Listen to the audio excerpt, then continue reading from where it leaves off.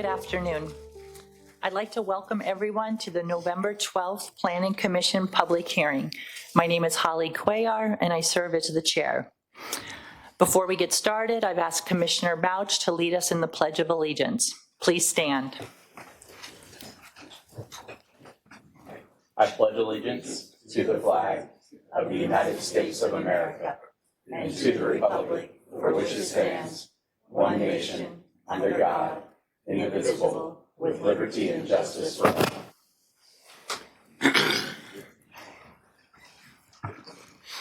I'd like to take this opportunity to welcome our newest commissioner. We have Commissioner Nina Moorjani, who will be representing District 10. Nina, welcome to the commission.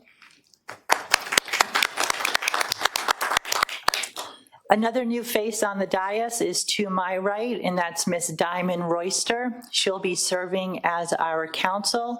Our counsel, Tori Eisenberg, and her family have just welcomed a new addition. And so we're very excited for them, and we're delighted that Ms. Royster is going to be on the dais with us for the next few months. She's never too far away. She's part of the team, and I just want to thank you very much for that. And so having that said, we're going to go ahead and have her lead, and we'll be doing introductions of the commission. And I've asked our planning administrator, Ms. Caitlin Alcock, to introduce the staff today. Diamond Royster, Assistant City Attorney. Michael Motch, I have the pleasure of serving the city as the at-large representative. Walter Camp, District 1, Kempsville area. John Cromwell, District 2, Pungo and Blackwater. Good afternoon, Mike Anderson, District 3. Hello, I'm Catherine Byler. I represent District 4, which is the general area around Town Center all the way up to Burton Station. My name is Holly Cuellar, and I represent District 8. My name is John Costin, and I represent District 9. My name is Catherine Schoonover, and I represent District 5. Brian Plumley, I'm the representative of District 6 from historic SeaTac to the north end of Virginia Beach. My name is Susan Hippen. I represent District 7, Salem, Tallwood, College Park. Nina Moorjani, I represent District 10, that's the Green Run area. Caitlin Alcock, Planning Administrator. Clerking to my left, we have Briatney Harrison, Kristen Bauer, and Grace Smith. In the audience, we have Planning Director Kathy Warren, Deputy Director Carrie Buchholt. With our Planning Administration team, we have Marshall Coleman, Mike Hayes, and Alexis Bailey. We have Zoning Administrator Hannah Sabo, Deputy Zoning Administrator Brandon Hackney, and then with our other planning staff, we have Lane Harrington and Aubrey Chabilcock. Providing IT support, we have Rachel Levere and Andrew Lamb. Thank you very much. Madam Clerk, if you could please describe the rules and order of business for today's meeting. Thank you, Madam Chair. The Virginia Beach Planning Commission takes pride in being fair and courteous to all parties in attendance. It is important that all involved understand how the Commission normally conducts its meetings. It is equally important that everyone treat each other and the members of the Commission with respect and civility. We request that cell phones be put on silent during this meeting. This is an abbreviated explanation of the rules. The complete set of rules is located in the front of the Planning Commission agenda. Following is the order of business for this public hearing. Withdrawals and deferrals. The chairperson will ask if there are any requests to withdraw or defer an item on the agenda. Consideration of these requests will be made first. Consent agenda. The second order of business is the consideration of the consent agenda, which are those items that the Planning Commission believe are unopposed and which have favorable staff recommendation. Regular agenda. The Commission will then proceed with the remaining items on the agenda. When an agenda item has been called, we will recognize the applicant or the representative first. Following the applicant or the representative, in-person speakers will be called next, and then the speakers participating via WebEx. Speakers in support or opposition of an agenda item will have 3 minutes to speak per item, unless they are solely representing a large group such as a civic league or homeowners association, in which case they'll have 10 minutes per item. If a speaker does not respond or if a technical issue occurs which renders a comment unintelligible, we will move on to the next speaker or the next order of business. Please note that the actions taken by the Commission today are in the form of a recommendation to the Virginia Beach City Council. The final decision to approve or disapprove an application will be made by the City Council. The Commission thanks you for your attendance, and we hope that your experience here today leaves you feeling that you have been heard and treated fairly. Thank you. Thank you very much, Madam Clerk. Our next item of business is the matters of requests to withdraw or to defer an item. Do we have any items for withdrawal? Seeing none, are there any items for deferral?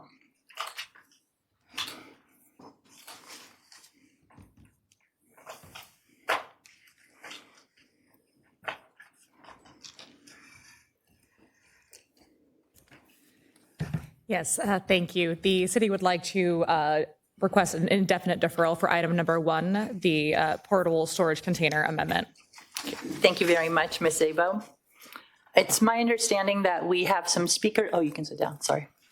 It's my understanding that we've had a speaker sign up today. The commission is mindful that sometimes the day of that items are deferred, but members of the public have chosen to come down to express their concern about a specific item. I'd like to offer this opportunity if there was anyone who wanted to speak on agenda item number 1. Hello. Hi. Great, thank you. I would just like to remind you that you'll have 3 minutes and that when the green light goes on, that'll be your start, and then cautionary, just like the rules of the road, and that you would stop at the red. Okay, great. And so thank you for being here. We do want to honor your time because of this change today. And so if you could please state your name for the record. Okay, Mac Weaver. Thank you. Thank you. Good afternoon, Chairman Cuellar, Vice Chair Costin, and Commissioners. My name is Mac Weaver with the Dragus Companies, located at 4538 Bonnie Road in Virginia Beach. Thanks so much for the deferral here. I just want to start by saying I completely understand and respect the city's intent behind this amendment to reduce visual clutter and ensure storage containers are properly managed. However, I'd like to respectfully express concern about the practical impact this ordinance will have on active residential sites. As written, the proposed size and time limits for portable storage containers, now including roll-off dumpsters, would make it nearly impossible for builders to operate efficiently. For context, the most common container used on new construction jobs and substantial remodeling work is a 30-yard roll-off dumpster, which is well over 350 cubic feet and longer than 16 feet. Under the proposed language, these standard containers would effectively be eliminated. Section 208 of the city zoning ordinance limits portable storage containers on single-family sites to just 30 days in any 6-month period, which will be unworkable for a typical home build if it now applies to roll-off containers. Remodelers might be able to manage within that window, but it's not viable for ground-up construction. Multifamily projects are allowed containers for the full duration of construction, but the size cap of 350 cubic feet still applies. The proposed amendment would also require a permit for any container on site longer than 72 hours, adding another administrative layer that most projects can't reasonably accommodate.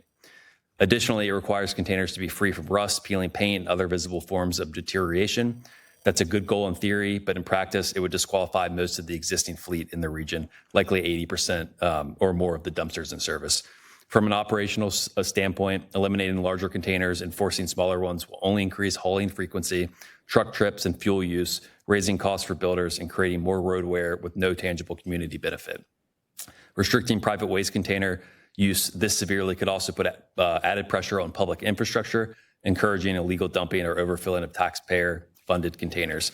We absolutely support the city's goal of maintaining orderly and clean neighborhoods, but we respectfully ask that active construction sites be exempted or governed by more flexible standards for roll-off containers. That adjustment will preserve the city's intent while avoiding unintended costs, inefficiencies, and impacts on housing affordability. Thank you for your time and consideration. You can pause for a moment. Are there any questions? We have one question for you, Mr. Weaver. Pardon me, we have a question from a commissioner. Hi, Mr. Weir. Thanks for coming down. Yes, sir. I actually got a text from one of your employees and asked them if they would be interested in working with the city staff on helping out. And I've asked several other people too, if that would be in everybody's best interest. So. Yeah, absolutely. We would love to do. I spoke to Brian Kokoska this morning. Right. That's who. Yeah. Yes, that's sir. who I spoke with. Okay. Yeah, that'd be great. Okay. Thank you. Great. Thank you very much. So do I have a motion for this item for an indefinite withdrawal? I make a motion to indefinitely defer this item number 1. Second. Deferral, yes. Thank you. We have a motion on the table for indefinite deferral from Commissioner Plumlee, seconded by Commissioner Hippen. Any further discussion?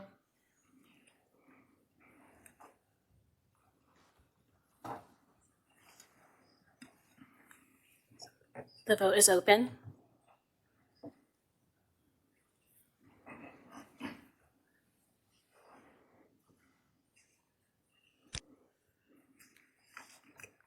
By a recorded vote of 11-0, item 1 has been recommended for indefinite deferral. Thank you very much. There is a letter on file for a second request. It's agenda item number 11, Courtney Ebron. There's been a request for deferral for 30 days. Ms. Ebron has been hospitalized. I understand that there are some speakers today that were anticipating this to be heard. We would like to honor your time today. Madam Clerk, could you let us know how many speakers there are? There are 7 speakers. Pardon me? 7 speakers. 7 speakers? Yes. Okay. If you could please call the speakers. Yes. Our first speaker is Jordan Lewis, followed by Scott Lewis.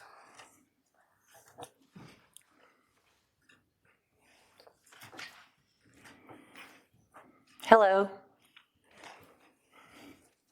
Good morning. Hi, you can adjust the mic, make it a little closer to yourself. And then you may have heard from the other speaker that you'll have 3 minutes. And when the light turns green, you can go ahead and start yellow, getting close to the end, and then in red. So thank you. State your name for the record. I'm Jordan Lewis, and I live at 4995 Rugby Road. I've been living there for 3 years now. Unfortunately, we couldn't attend the last meeting in person, but I did take the time to watch it online. I was very concerned to hear that the owner of New Horizons admit that she does not have the proper training or certifications required to open and operate a group home. That alone raises serious red flags. I also listened to several of our neighbors spoke up, expressing the same concerns that we have, especially given the problems we've already faced with the Section 8 tenants who previously lived at that same property. During that meeting, I saw one of the commissioners, I think it was Commissioner Hippen, who made a comment twice that stood out to me, which was, you are aware that a police officer lives directly across the street from that home, correct? That police officer she's referring to is my husband. I saw in the last meeting that neighbors were being visited about the situation, but we were never contacted. Considering we live directly across from the property in question, I think it is reasonable to say that we should have been included in those discussions from the beginning. My husband, the police officer in question, serves on the Virginia Beach crash team. He is on call 24/7. He sees difficult, traumatic things every single day. Home is the one place that he should be able to rest, decompress, and feel safe. To imply that his presence somehow makes the situation acceptable or that he is on duty in his very own home is deeply unfair. He is not just a police officer, he is a person, just like the rest of us, who values peace and safety in his own neighborhood. What's even more frustrating is that we still have never been contacted by Ms. Ebron, the owner of New Horizons, or by anyone from the Planning Commission. I know someone was making rounds. We've received no outreach, no conversation, no opportunity to share our perspective, despite being residents most directly affected. It's also important to note that this very commission chose to postpone the decision on the New Horizons request at the last meeting. One of the reasons being that Ms. Ebron could take the next 30 days to speak to the neighbors and gain their support, but that has not happened. None of the direct neighbors have been contacted by her. The only people that spoke in her favor for this proposal in the last meeting were her owner's aunt and the property owner. We understand the importance of helping children from difficult backgrounds. We have big hearts and we want what's best for these kids, but this is not the right location and this is not the right leadership to ensure their success or our community safety, but they do not have the trust of the neighbors and have not demonstrated the proper training to experience experience necessary to manage a home like this responsibly. Our neighborhood deserves to feel safe and supported, not overlooked or taken advantage of.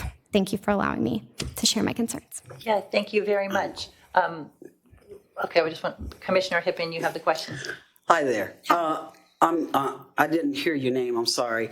Jordan. Okay, Jordan, I'm sorry that you took my statement that a police officer lives right across the street to mean that that was a person to come to. That was not the intent. I personally walked around, okay? I did not knock on your door for the very reason that you just stated, because the car was in the driveway, and having a brother who was an EMT in Detroit and a sister who's a nurse, I know how it is when someone comes home after they've worked a long shift. So I do understand that. I did talk to some neighbors around you. There have also been interactions with some of the neighbors. I cannot explain why Ms. Ebron has not spoken to you specifically, but I have had interactions with her and a couple of other people. I've also seen conversations going on Nextdoor as well, where there are some people that are supportive, there are some people that are not supportive. Okay. I don't know why the outreach hasn't reached you, but I just wanted to let you know that my making a statement, well, there's a policeman who lives right across the street, was not an endorsement of him having to work or whatever. It was just a statement. And I appreciate that. I think both times that it was stated was when it was regarding safety. So those times where, you can see where I kind of come to that conclusion of, I don't think it's fair that we have to ask this police officer. Also, again, stating that we have yet to be contacted or talked to about it. And so if people were relying on my husband or thinking like, oh, well, a police officer lives right across the street, I should feel safe. He's still a person. And I think that he does deserve to feel this calm peace at his house. Although knowing him, he would do everything he can to continue to make our neighborhood feel safe, regardless of the decision. So I did talk to the gentleman that has the woodworking shop a couple doors from me. Ralph, yes. You know who he is? Yes. I spoke with him, and he was non-committal, pretty much. But yes, I know that there were some problems with some of the tenants there. My question is, do you feel that every tenant that's going to live there is going to be a problem because of the last group?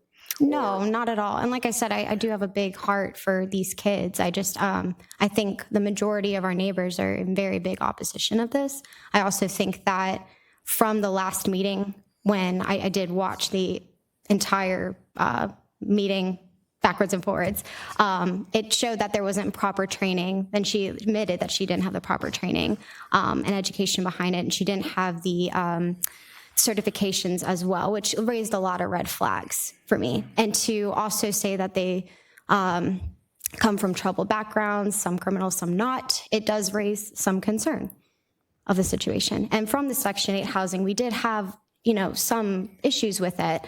And so to have the property owner come back and say it's going to be great, it's kind of hard to have that trust in him when we had such kind of a negative experience regarding those tenants. Okay, thank you. No problem. We have one other question, Commissioner Plumlee. Ms. Lewis, I really appreciate you coming down to clarify these points. I think, well, some of our thoughts aren't said out loud. We just ask questions. We try to get the best information. We're trying to cycle through a lot of speakers. I appreciate you looking at the video carefully. I was going to ask you about the Section 8 housing and your general interaction with the owner of the property during that time. Did you have interactions and talk with them, and were your concerns addressed by them? No, I did not talk to him specifically, no. The Section 8 housing with those kids, they were doing some illegal stuff and were doing some things that just the neighbors were very upset about. And we didn't feel like we could do anything about it. I also didn't know that the owner didn't even live in the state of Virginia, so. Okay, thank you very much. Yeah. Commissioner Schoonover. Out of curiosity, what are your views based on the information that she provided that the people who'll be working there, the ones who are going to be there 24/7, 2 to 3, I think, people per shift, were in fact very well trained? Do you and your husband have an opinion about that? I can't speak for him, but for me, it is good to know that there was going to be people that had that proper training. However, she is, the owner. I would hope that she would have had those certifications first, especially if she's the one organizing it. She's the leader. We have to go to our leader for guidance and clarity and things. So you don't want the employees knowing everything that the owner doesn't, correct? And I'm not 100% sure of the process for this, but I believe she mentioned that some of those certifications could not be obtained until after they went through this process. There were some things she wasn't able to do, so I didn't know if you had any opinion about that as well. There were some, I think, but there was others like that she has expressed that she still hadn't received yet that were able to be obtainable. That is the case. There are some things that she has to wait for approval here first. I did take that into account. You are aware that it was brought up at the last meeting that, no, hold on, let me finish. You were aware that it was brought up at the last meeting that we wanted to make the conditional use permit go along with the lease and not permanent with the property. Right. Okay, because I've received, in communications that I've received from some of your neighbors that I've also looked at on Nextdoor, that was one of the, oh, well, it stays with the house. And we plainly stated, I plainly stated that I would like to see the conditional use permit convey as long as her lease is. And then if her lease is renewed, she would renew it and so on, instead of, well, this would be a group home from now until whenever. Right. Okay. I will say that the Nextdoor app, I don't have it. Okay. Madam Chair, I'm sorry to interrupt. I just want to caution for the commission to get into a hearing when this is a deferral. So I just want to caution. Yes, ma'am. Thank you. Appreciate that. I was going to say, I don't have the Nextdoor app, so I mean, I know some neighbors don't even use that, so I just figured like a better communication would be to like come and talk to some of us, you know, or directly. Okay. Okay, thank you. Thank you.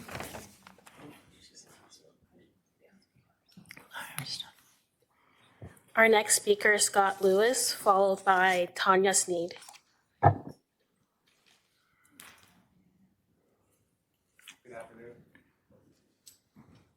Hi, if you could please state your name for the record. Yes, ma'am. I'm Scott Lewis. I currently reside at 4995 Rugby Road.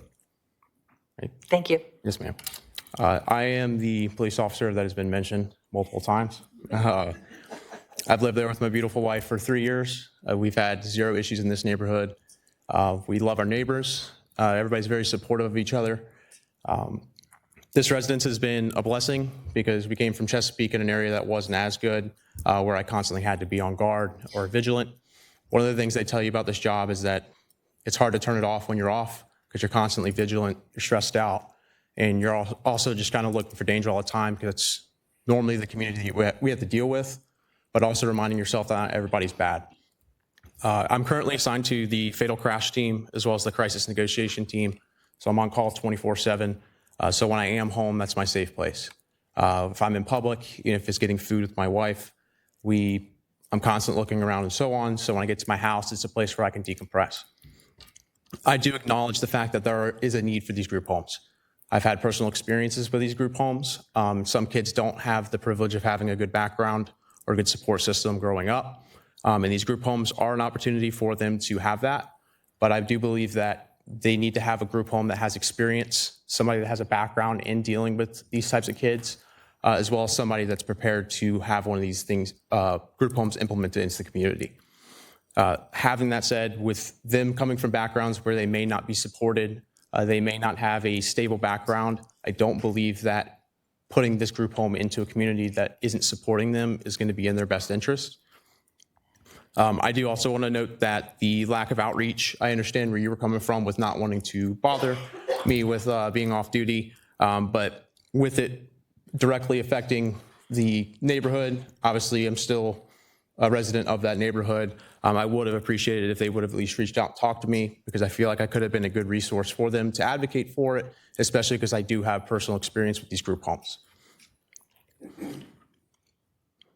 That also, like my wife said, if somebody came to me, I've only ever had it happen once. If somebody came up to my door and they were in need, I would absolutely go help them.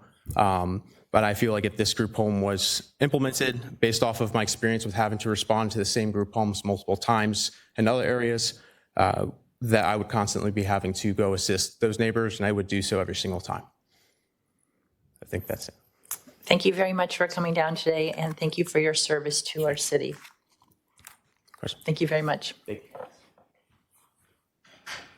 Our next speaker is Tanya Sneed, followed by Pam Durham.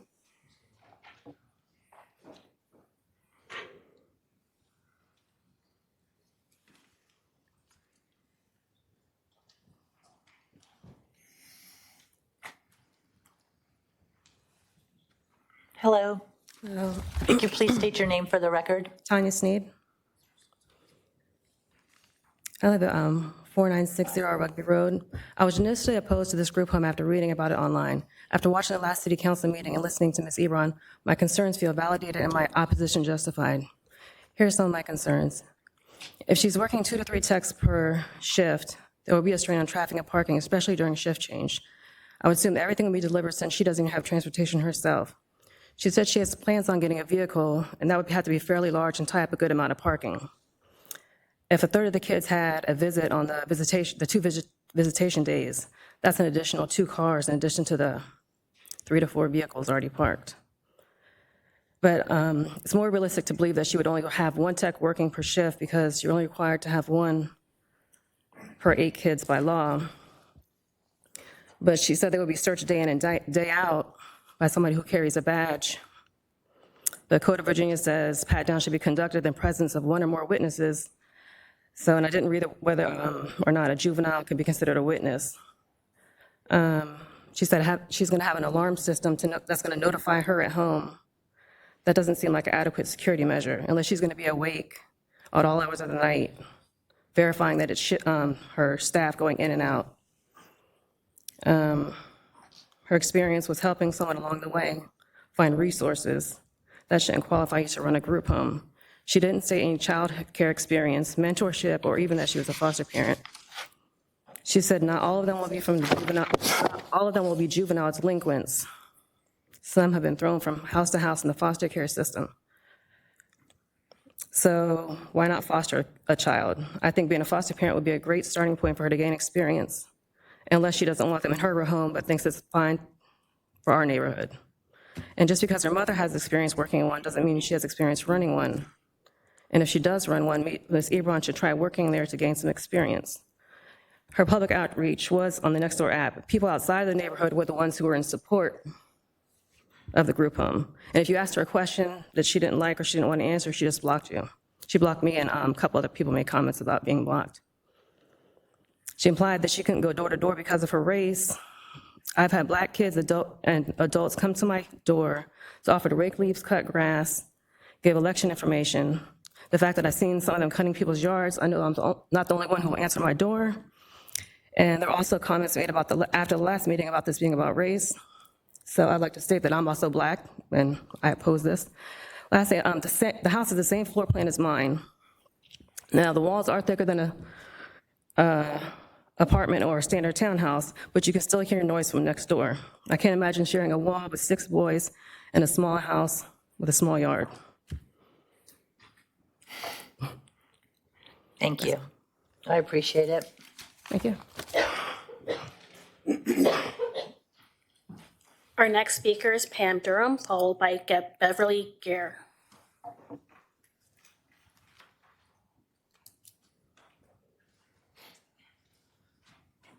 Okay, our next speaker is Beverly Gare, followed by Juana Wilson.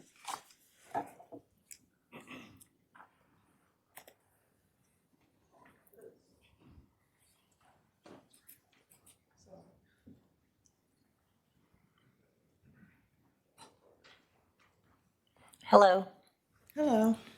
You can adjust the mic. And if you could please state your name for the record. My name is Beverly Garris, and I'm 5028 Rugby Road. I was here at the last meeting. You guys heard all my concerns. From listening and doing more research, all of the reservations and the red flags that I had at the beginning are just getting worse. I really think that maybe Courtney should do as other people have suggested, work at a facility, get some more training, get her ducks in a row. If there's a problem and she's called, she says she doesn't even have a car. That just seems, I don't even have the words for it. But you guys have heard everything that everybody's been saying, and I agree 100% with all of it. And I don't think it's being responsible to go forward until she gets more training, more experience, a car, those type things. I think she's got a good dream, but I don't think she's ready to do it. So that's all I got to say. Thank you, Ms. Garris. Our next speaker is Juana Wilson, followed by Jean De Lorenzo.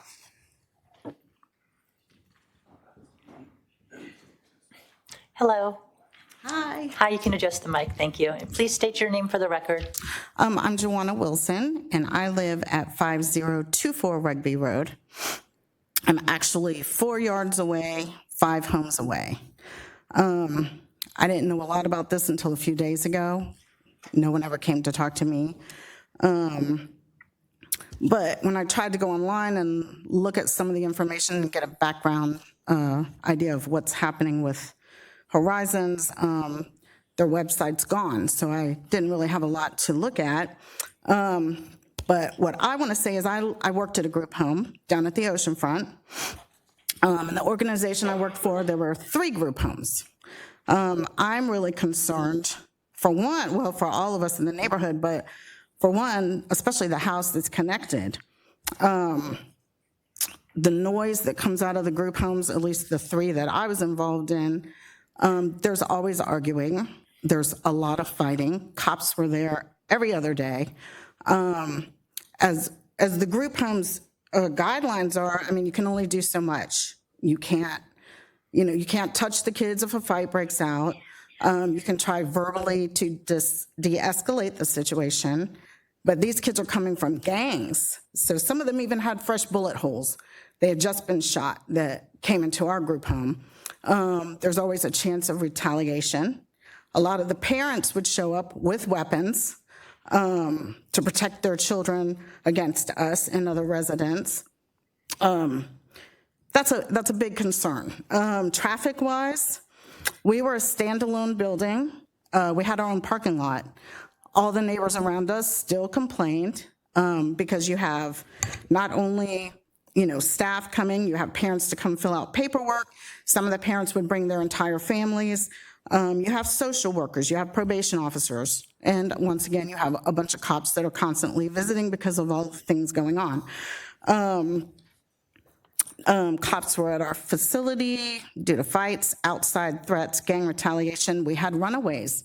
It's not a lockdown facility, so these kids can run out the door at any time. And first thing you do is call the cops. So the cops were always there. We checked for weapons, but once again, they're juveniles. We can't pat them down. We could only do a wand search. So drugs did make it in. You can't search. You can't make them pull their pants out. You can only get them to pull their pockets. I got them to pull their pants legs up. Very limited as to what you can check for. They had their friends bring weapons and drugs and hide them outside the building. So even though they're going in the backyard, if someone has hid something out there for them, they will get a hold of it. They have their ways. There's a lot of gang activity in this area, which we all know. And a lot of the kids that came in from detention as a step-down program were involved in gangs. I know my time is up. But do you have one final comment or sentence you'd like to say? Yes, the gang activity, we did have one of our group homes that had retaliation. The whole bottom level was shot out. We're in a neighborhood with a lot of kids. It's very concerning. Thank you very much. Thank you. Our next speaker is John DeLorenzo, followed by Alex Schaefer. Good afternoon. Hi, good Yeah, you afternoon. can adjust the mic. Please state your name for the record. Jean-Philippe De Lorenzo. I live in 4876 Rugby Road. I created a speech, but clearly it's the same thing as everybody. I also have one that I passed it down, and I want to emphasize that there's 85 neighbors that signed this petition. So as representatives, I hope that you represent the community in which we are here and cry for help. And I know that this is for the kids and all this stuff. But I don't want you to use that as a vote of like, hey, a couple months back, I voted for this. Don't use this as a method that I did something for the kids, because we have kids too. Represent our kids. Care about what we have, what we were trying to create here as a low-income community neighborhood. That's what it is. We're trying to make it better. And this is just going to be another rock in the road as to not wanting to live in this area. As we stand right here, I simply ask that you put yourself in our position. Not even the owners live in that neighborhood. You guys don't live in that neighborhood. The choices that everybody's here making is going to affect us. So please be mindful of that. We ask you, please, do not open a business, do not open a group home. And please read my speech or even acknowledge that there's 85 neighbors. And this will only get bigger as it prolongs. And notify us of when the next speech is going to be, because this is just not right. This is the second time I've come here. Please put an end to this. Please vote no. Thank you very much. Our next speaker is Alex Schaefer, followed by our final speaker, Rafael Barajas.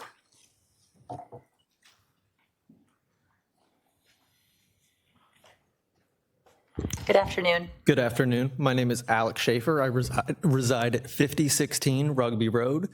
There are 2 homes that separate me and the New Horizons proposed group home. I'm here to speak on behalf of both my wife, my 2 children, and the homeowner whom I've rented from, one Mr. Adcock, for the past 6 years. One thing that I find very concerning is the lack of transparency and the lack of information from Ms. Hebron. As one of the previous speakers mentioned, when trying to find information on regards to this group home, her website is expired. There's nothing on there, but something that I find very interesting in one of the blurbs that you see from Google is mention of the children being from foster homes and or juvenile detention facilities. Something that I pulled up here because I found it concerning. And this is from the Department of Health and the Virginia Department of Juvenile Justice from 2018, and their recidivism rates among youth crime offenders. 22% of youths within 6 months will commit another crime, 34.1% within a year, 51% within 24 months, and 61% within 3 years. Given that the time frame of which Ms. Hebron has mentioned kids would be there from a potential of 30 days of, I believe, upwards of 3 years, I find that very concerning and very unacceptable for a neighborhood that is full of children and young families. Any of my fellow neighbors who have had the pleasure of being stuck behind some of the school buses when they are either being picked up from kids or dropped off in the afternoons know there are a lot of very young children in my neighborhood. As someone on a nice day who likes to take my kids for that 1 mile loop around Rugby, I do find it very concerning that we could potentially be inviting criminals into our neighborhood. I would also like to speak very briefly, as we have been there for 6 years, on the previous tenants of the Section 8 housing. I believe in the previous meeting, the homeowner had mentioned that he acknowledged there were 4, I believe, individuals on that lease. Now, while I never did a head count, I would have to go to reckon that there were probably between a dozen to 15 people living in that home during that time. And during that time, I would regularly find trash all in my yard, not from my wife or my kids or I, baseballs, basketballs, things littered amongst the curbs in the streets. They often would not move out of the street in a very quickly or timely manner should a car be coming. And numerous times I had to stop and make a comment, you guys need to get out of the road when a car is coming. I just don't think that this is going to be very good for our community. I think it'll be very detrimental to the families and everything, and we don't want it. I think we've made that all very clear. Thank you. Thank you very much. Oh, excuse me, we have one question for you, Commissioner Plumlee. That empirical study that you referenced, where did you get that? The Department of Health. That's the Virginia Beach Department of Health study? I believe it was. Yeah, it was DIH.gov with a little subsection from the Virginia Department of Juvenile Justice. That was for 2018. Thank you very much. No problem. Thank you. Our final speaker is Rafael Barajas.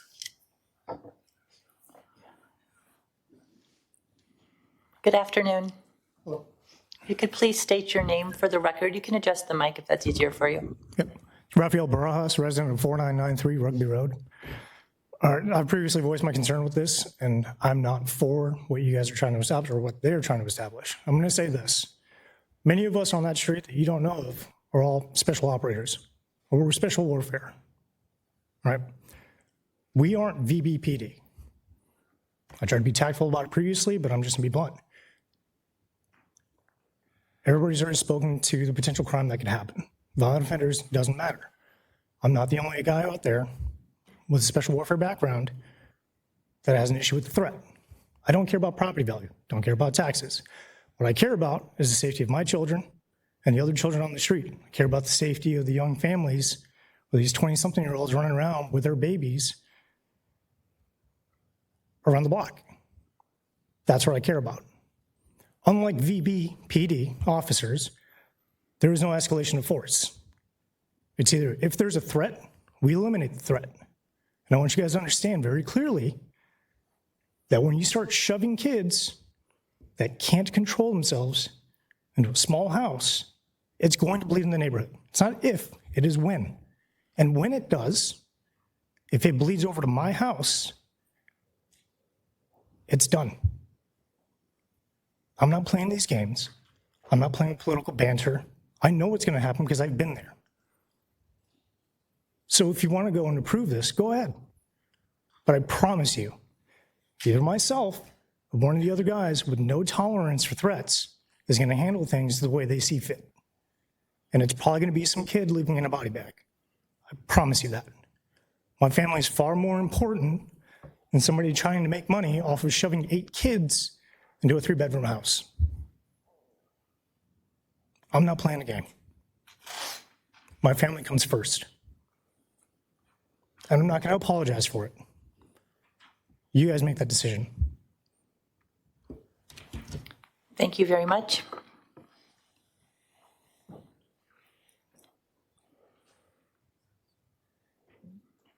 There are no more speakers.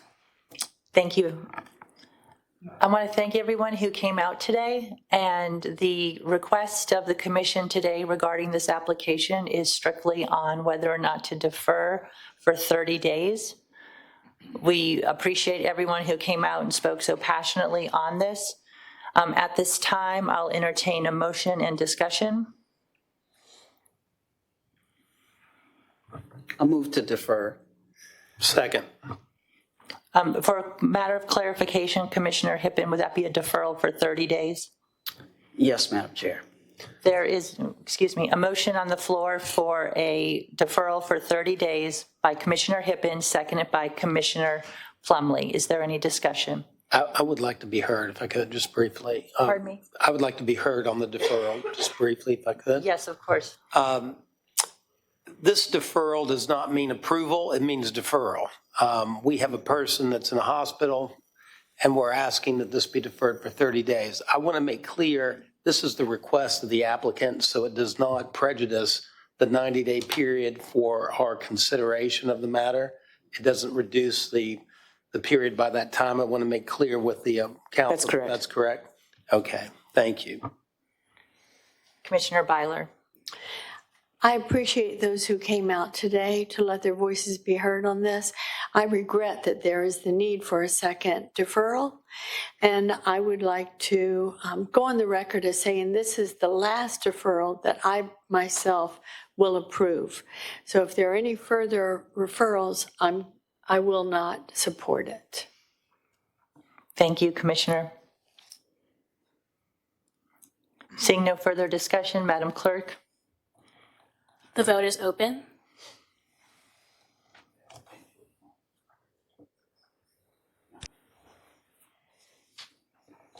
By a recorded vote of 11-0, item 11 has been recommended for 30-day deferral. Thank you very much. The next order of business is the consent agenda, and I'm going to be turning over this portion of our meeting to the Vice Chair.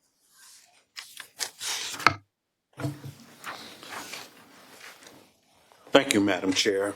Today we have 9 items on the consent agenda. These are applications that are recommended for approval by staff, and the Planning Commission concurred. And there are no speakers signed up in opposition. First item on the consent agenda is 4 records of minutes. And we've asked Commissioner Camp to read these items into the record. Thank you, Mr. Vice Chair. This section of the consent agenda includes the following 4 items. Deferral for 30 days of the draft minutes of the September 24th retreat so that they may be revised in accordance with the review and discussion held by the Commission this morning at our informal hearing. Number 2, approval, subject to revisions submitted by the commissioners of the October 8th informal minutes, noting that Commissioner Morjani will be abstaining because she was not yet appointed at the time this hearing was held. Number 3, approval, subject to revisions submitted by the commissioners of the October 8th formal hearing minutes. Again, noting the abstention of Commissioner Morjani for the reason that she was not yet appointed at the time the hearing occurred.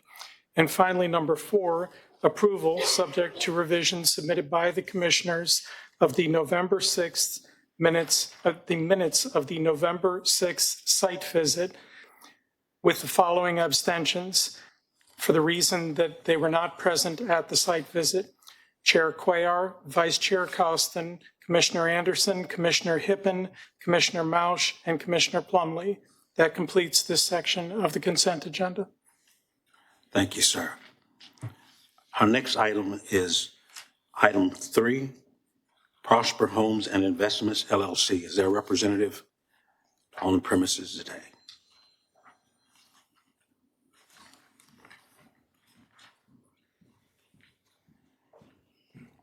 Please state your name for the record.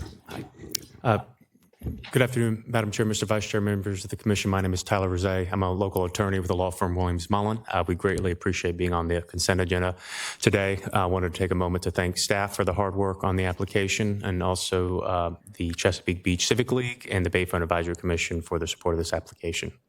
We've reviewed the conditions and find them acceptable. Thank you.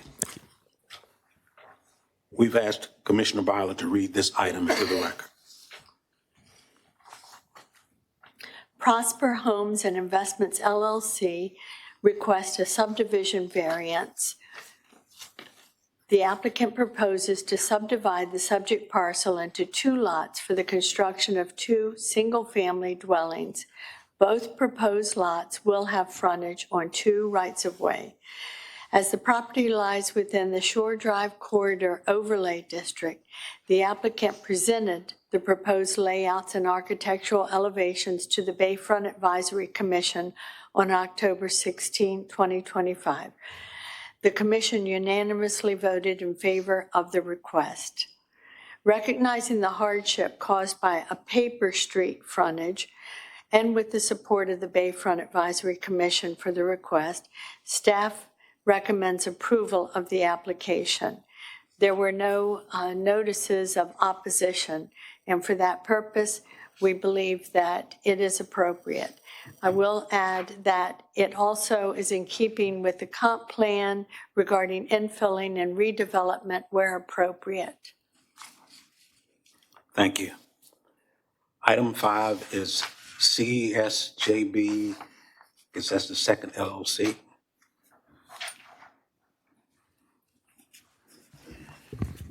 Thank you, Mr. Vice Chair, Madam Chair, members of the Commission. For the record, Eddie Burdon, Virginia Beach attorney representing the applicant. The 20 conditions as recommended by staff are acceptable to my client. Appreciate Alexis Bailey's work on the application and appreciate being on the consent agenda. Thank you. Thank you. We've asked Commissioner Plumley to read this item into the record. This is a request from the property owner CESJB2 LLC to modify conditions for 409 24th Half Street in Virginia Beach.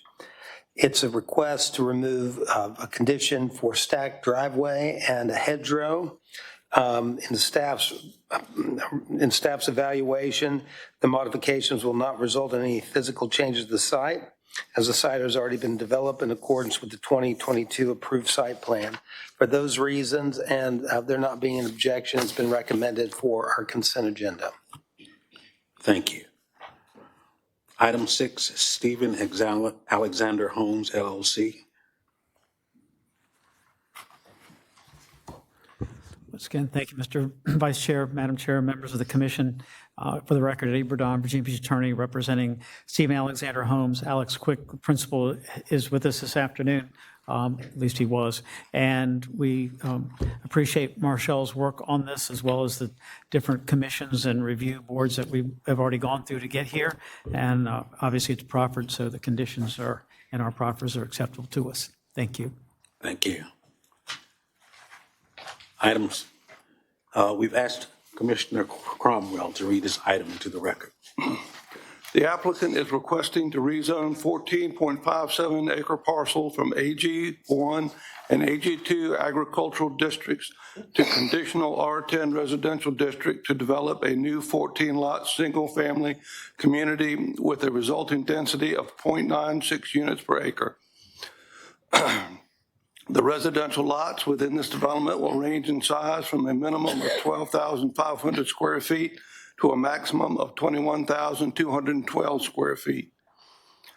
The 54.5% of open space proposed with this development satisfies both the 8% open space requirement found in section 4.5 of the subdivision regulations, as well as the minimum 50% open space required by the transition area design guidelines. Open spaces are proposed abutting the estates of Munden Farm to the south, Heritage Park to the east, and the Anderson's Nursery property to the north in Sandbridge Road. As the site is located in the 65 to 70 decibel noise zone, sub-area 2, the application was considered by the Joint City-Navy review process. Section 1804 of the zoning ordinance provides regulations that apply to discretionary development applications for residential uses with this ACUS. Details of the JRP's findings are provided in the evaluation section of this report. As such, in hearing no objections, we approve this for the consent agenda. Thank you. Item 8 is Brianna Quishrashi, Studio Citrine LLC. Hi, good afternoon, Commissioners. My name is Brianna Qureshi with Studio Citrine. I would just like to submit some additional items of support in that we just got back from some surrounding businesses yesterday, and we have reviewed all the conditions and find them acceptable. Thank you. Thank you. We've asked Commissioner Anderson to read this item into the record. Thank you. The applicant is requesting a conditional use permit to continue to operate a beauty salon in a 2,200 square foot suite in an existing office park. The office park is located within the Holland Office Park on property zone 02 office district. The applicant was recently made aware that a conditional use permit is required to operate and is attempting to come into compliance with the submittal of this application. For that reason, there were no objections to put this on the consent agenda. Thank you. Our last item on the consent agenda is item 12, Robert Mills, property owner, One Perfect Day LLC. Is there a representative on the premises?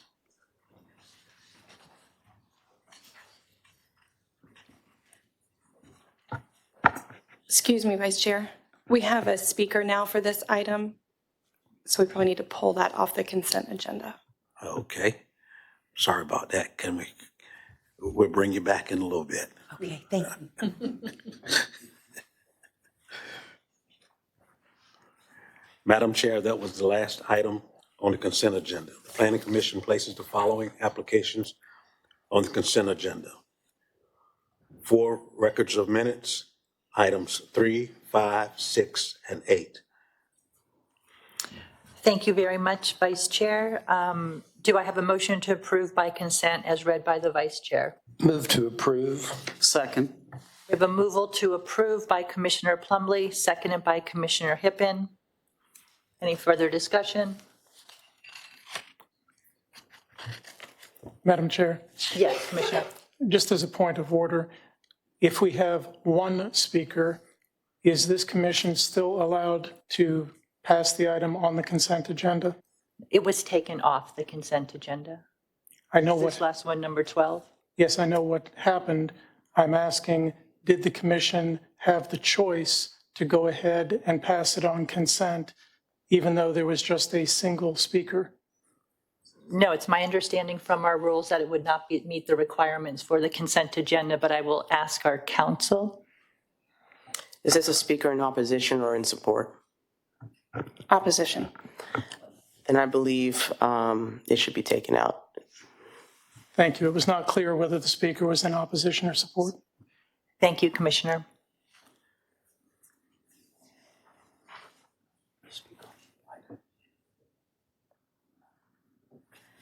The vote is open. So we have a motion on the floor for approval of the, excuse me. We have a motion on the floor for approval of the consent agenda as read by the Vice Chair, by Commissioner Plumlee, and seconded by Commissioner Hippen.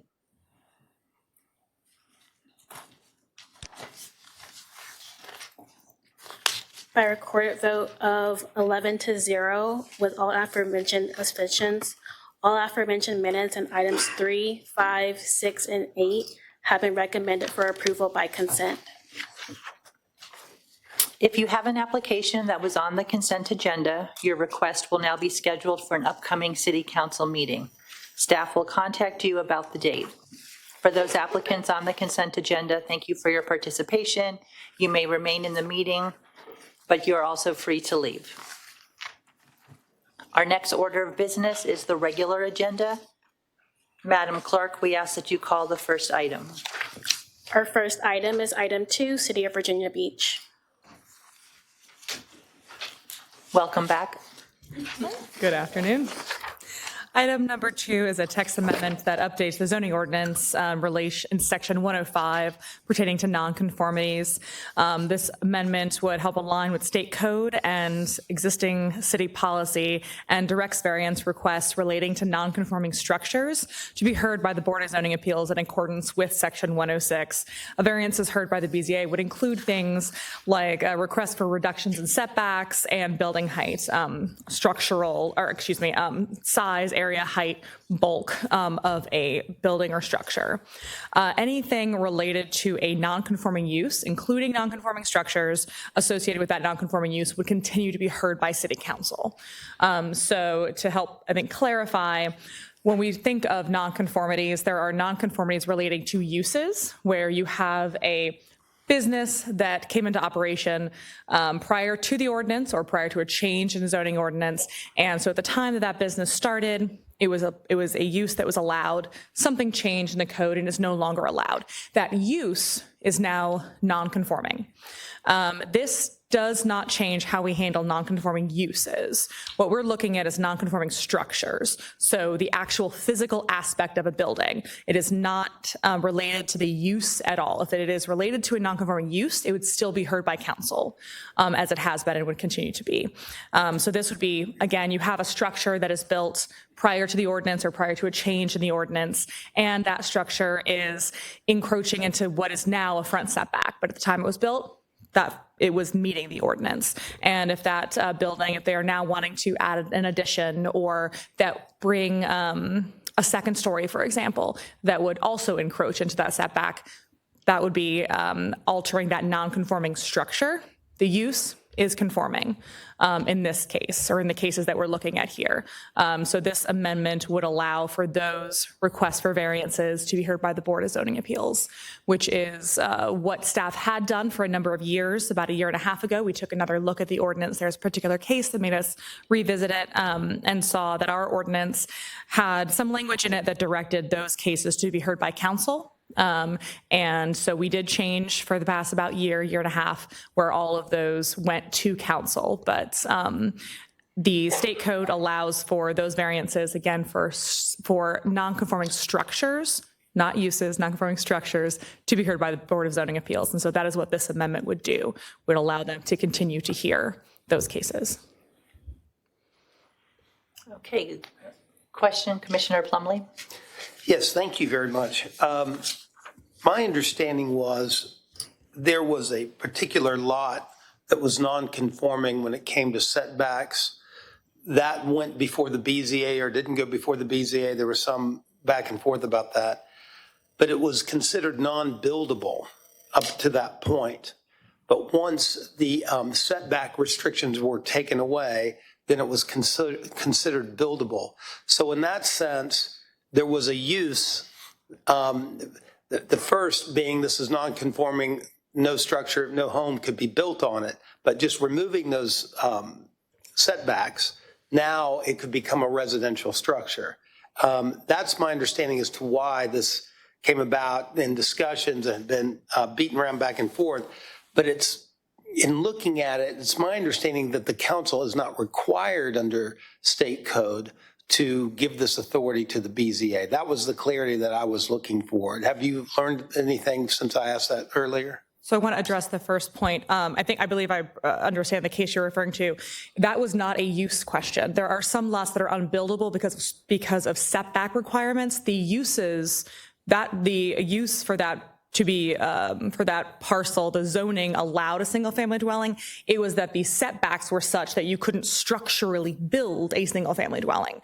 So in effect, a single family dwelling could not be built, but it was not a use issue. The ordinance still said that a single family use was appropriate for that property, but they couldn't build one because of the structural or the dimensional requirements. So that, in that case, nothing could be built, not from a use aspect, but from a dimensional aspect. And then I will let our Diamond, our city attorney representative, speak to whether or not how state code references. Yes, so the authority in 15.2-2309 states that the boards of zoning appeals shall have the following powers and duties, and then it lists out several things. One of them is to include the ability to address variances. And so it really comes down to, when you see powers and duties, does that mean they're required to, or does city council have the ability to keep that within their purview? And so we can look into that a little bit further just to clarify on that end and provide to city council whichever way that falls. Okay, thank you very much. Commissioner Costin, do you have a question? No, I was just double checking. Any further questions of Commissioner Camp? On the point just referenced, did the code section quoted say shall have? Yes. Shall have power. And so it's depending on the interpretation. If you have the power, but doesn't mean you're required to do it. And so just it's looking at the interpretation, just making sure we're clear on the other end. Yes. Whether it is a requirement for the BZA to hear these or a ability for the BZA to hear these, it is still staff's recommendation that the Board of Zoning Appeals be the board that hears variances related to nonconforming structures. Thank you very much. Are there any further questions for the applicant? Thank you. Madam Clerk, do we have any speakers? We have one speaker, Eddie Burdon. Please state your name for the record. Yes, for the record, Eddie Burdon, Virginia Beach attorney. I had hoped not to have to speak on this matter today. First of all, Commissioner Moorjani, welcome. Thank you for your willingness to serve. And after all of this discussion, you might think, what in the world am I doing? Okay. And Hannah did an excellent job. Hannah is not the architect of this messed up situation that we're dealing with today. The fact is that since, according to my former partner, now long retired Circuit Court Judge Bob Cromwell, who taught me this stuff 44 years ago, Virginia Beach, per the state code, the Board of Zoning Appeals has always heard until last month all variance applications involving structures that are non-conforming. And we have, as Ms. Sabo indicated, we have a lot of those at the north end of Virginia Beach. We have along Shore Drive, and in a lot of places where lots were platted before we had zoning and subdivision ordinances as of 1954. So you have buildings that were built on properties that are currently zoned for their use. Okay, there's nothing to do with the use, that are non-conforming to setbacks. The north end, we have changed setbacks and put in requirements for impervious surface and lot coverage and floor area that don't exist in the other zoning districts throughout the city that have created a lot of non-conforming situations. We have tons of them. And the state code requires that they be heard by the Board of Zoning Appeals. If that were not the case, all the Supreme Court cases in Virginia that have been between the County of Fairfax and its BZA would have been handled by their BZA. Okay, would have been handled by their Board of Supervisors and not their BZA. I misspoke. So it is the it is the purview of the Board of Zoning Appeals. I was up here last month on 2 cases, the only 2 that I remember ever being before this board that were ever heard by this Planning Commission, involving nothing but a structural variance for a non-conforming structure. And that was for 65th Street, Win Short, his daughter, the architect. And there was another one that was also up here. Those are the first 2. Mr. Garrington has one, it will be the 3rd. And that's in 40 years plus of me coming before the Planning Commission and City Council pretty much every month, not always when I first started practicing. So this is, and you may recall that last month on the one that I did, I read into the record the findings that have to be made by the Board of Zoning Appeals. They're quasi-judicial. And they were appointed by the judges until Leo Wardrop wasn't listened to by the Board of Zoning Appeals, and he came see Les Lilly and tried to get it shifted over to the City Council. And Les pointed out what the code says and can't do that. But good old Leo changed the code so that the council appoints the BZA. I'm sorry, I can't do all this in 3 minutes. I know it's difficult. But you all just need to know this, okay? Maybe someone will have a question Hannah for you. doesn't, it's not her fault. None of these folks know all this because they haven't been doing this for any length of time. Sure. Go ahead. The reason we're here is to get this information out into the public and not do it by phone call. Right. It's to do it in public and that people understand what it's about. So if you have something that you think is important to add with regards to the state authority, I think the state authority under 2309, now that that's been pointed out, sends you to 15.2.2202, where you find structure, shape, size, irregularities brought in. But I haven't had a chance to go look at case law. This comes up yesterday, and I'm dealing with it today. So is there something specific with regards to state authority that you've dealt with in answering that question in court or otherwise? Well, I think that's important to know. I provided this information many months ago to Mr. Kemp, who was involved in this change, so to speak. And the one thing that our zoning ordinance wording of section 105, I think, is vague. And I've had this conversation with Tori Eisenberg when it first came up. I said, I can see how you might read it that way and what have you, but it has never been interpreted that way by the city of Virginia Beach, ever. And the circumstance that you brought up that led to this, as my understanding, I don't know from firsthand experience, it does not involve any action, any variance granted by the Board of Zoning Appeals. They have granted nothing. There is a piece of land that was never intended to be a lot, that a family, that was city assessed it for $100, and a family decided that they were going to try to make money off it. It's sitting in front of 2 other houses in a very nice neighborhood. And the buyers of that house, that lot, nothing on it, never been anything built on it, filed a BZA application, which was withdrawn. It was withdrawn because they weren't going to get anything approved. And it's never been before the Board of Zoning Appeals.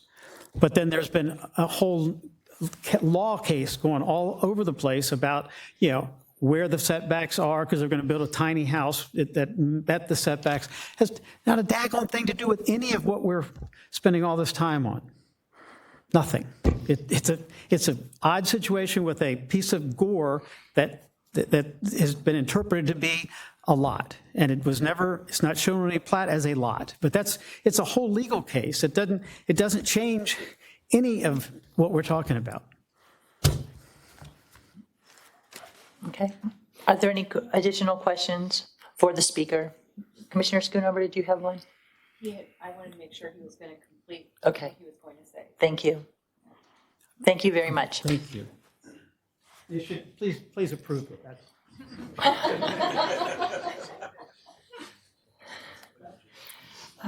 Okay, so I'd like to open up the floor for discussion and to entertain a motion.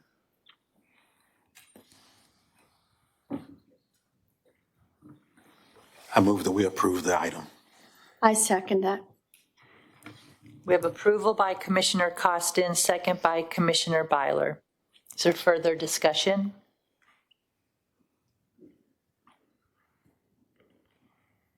The vote is open.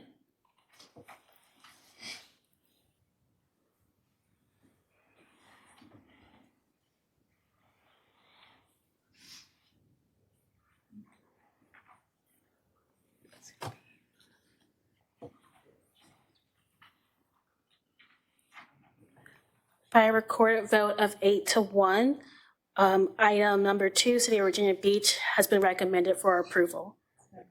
Oh, sorry, excuse me. By a recorded vote of 9-1, item 2, City of Virginia Beach has been recommended for approval. Okay, we got to pause just for a minute for clarification. We had Commissioner Byler was the second. I didn't move for it. That was Commissioner. Costin made the motion and Byler was the second. Yeah. Just so we can have it correct in the minutes.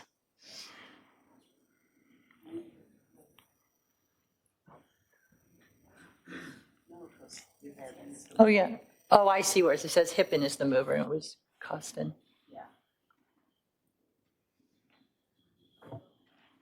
We can do a verbal vote if you'd like to clarify, but we do have on the record who said it, but we can do a verbal. As long as we record, we'll confirm in the minutes. Thank you. Our next item is item 4, Brian Patrick Mooney and Amber Marie Mooney.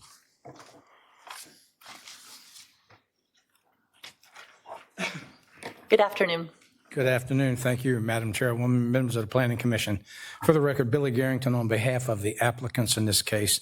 Applicant is Brian Mooney, Amber Mooney. Property is known as 2618 West Chubb Lake Avenue. I'm sure you heard this in the informal session.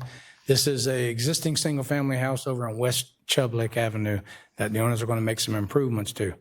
The house is currently a non-conforming structure. It's not a non-conforming use. The use is residential, and it is a residential house. The lot originally was platted in 1928. The house was built in the 60s. The lot's been changed one time since then, but never in any of the changes does it come close to meeting the requirements that are currently in place of a R7.5 lot, which would require to have 7,500 square feet of land area. Doesn't have that, never has, never will. Again, the house was built in the 60s, so you have to assume that somebody got a building permit and that it met the requirements of the ordinance at that time. I don't know how many of you were here back in the 60s when it was Princess Anne County just changing over to the City of Virginia Beach, but that's when this house was built. The house as it currently sits now encroaches into the right-of-way with a storage shed on the front of the house and a retaining wall that is there. We're going to remove both of those encroachments out of the city right-of-way and make improvements to the house. And the only real square footage that you're adding to the house is a 10 by 16 addition that goes onto the back of the house that actually meets the setback requirements. But the house, again, is non-conforming because of the setbacks that are there. Doesn't meet the zoning requirements.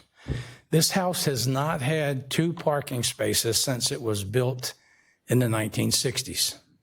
There are numerous houses in that immediate vicinity that have the exact same scenario. I worked on the one that's 2 houses down from this on Chubb Lake Avenue about 4 years ago, and we have done 2 of them on Lauderdale Avenue, which is just 1 street over. They just don't have the on-site parking spaces that are required currently under the zoning ordinance that says you have to have 2 on-site parking spaces. To try and put a parking space on this lot is going to be almost impossible, but it's not totally impossible, but it's going to be excessively expensive. And the other problem is that you've got such a change in elevation where the only place where you could put a parking lot, there's a change in elevation from 10 feet at the street to 4 feet where you would put the parking space. That's going to require a 6-foot-high retaining wall that's going to encroach into the 5-foot drainage easement that runs along the side of the property line. But here's the real problem. The house is only 10.4 feet from the property line. A parking space is 9 feet wide. So you're going to have 1.4 feet to get groceries in and out of your house if the car is parked there. And imagine trying to get your garbage cans out to the street twice a week for the garbage truck to pick it up. If this was a new house or if we were changing the use, I would agree with you saying that we need to have the on-site parking spaces. In this case, it just doesn't apply. We've met with the residents around there that have no problem with it. We've met with the Civic League that has no problem with it. We've even had informal discussions with the council representative that has no problem with it. We've met with your staff. Your staff has looked at it and come up with the 5 conditions that are in the staff write-up. We're in total agreement with those 5 conditions, and we're here today to ask for your approval to allow us to make a bad situation much better than it is now, based upon the 5 conditions that are in your staff write-up. Thank you very much. Do we have any questions for this applicant? Commissioner Camp. Yes, I would like to thank you very much for your presentation. You have afforded us a lot more information and knowledge than we received in the staff report from which we were working on earlier today. This is also a matter of building a record, not just for City Council for their deliberations, but also for the public. As you well know, as a practitioner before this body, time and again, we often talk about parking and the scarcity of parking in certain parts of our city. The idea that a home has no parking spaces is quite unusual. And if this were to have gone onto the consent agenda, that this commission had accepted a home that had no parking spaces, one can only imagine how other members of the public might react to that without the benefit of a more fully developed record.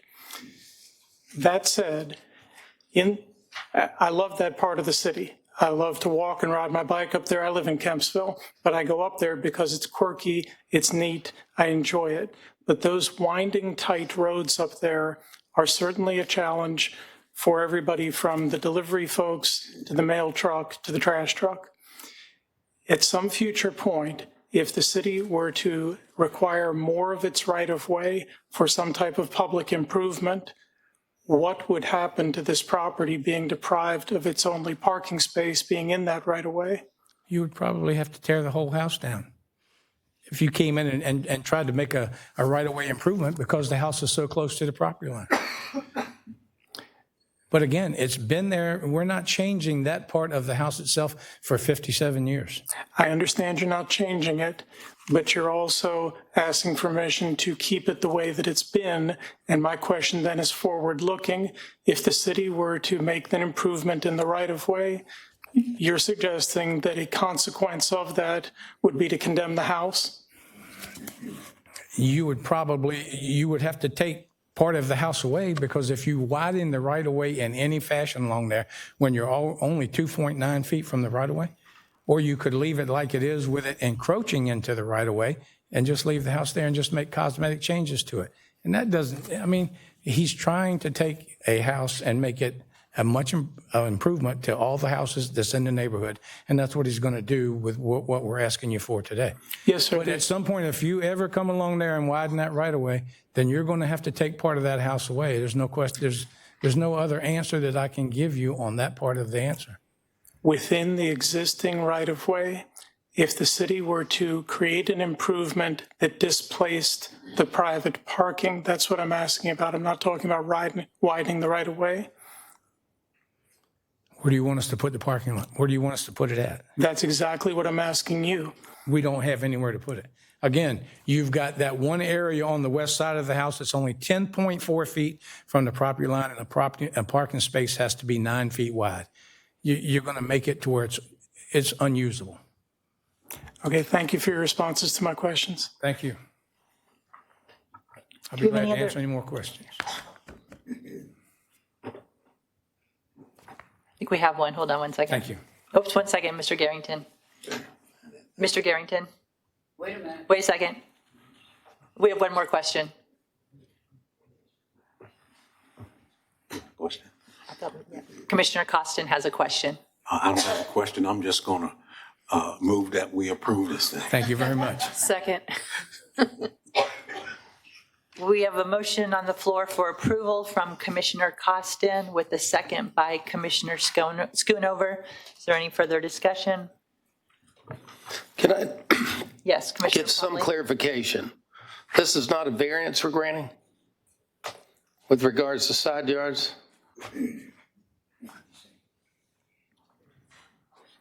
Sorry, hold on, I'm pulling up the. Are we being asked to approve a variance?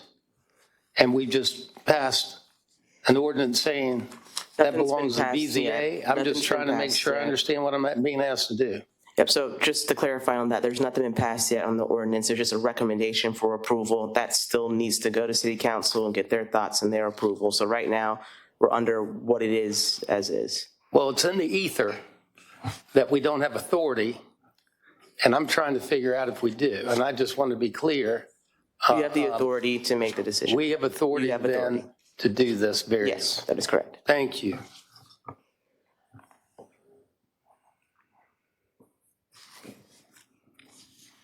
No further questions or discussion? The vote is open.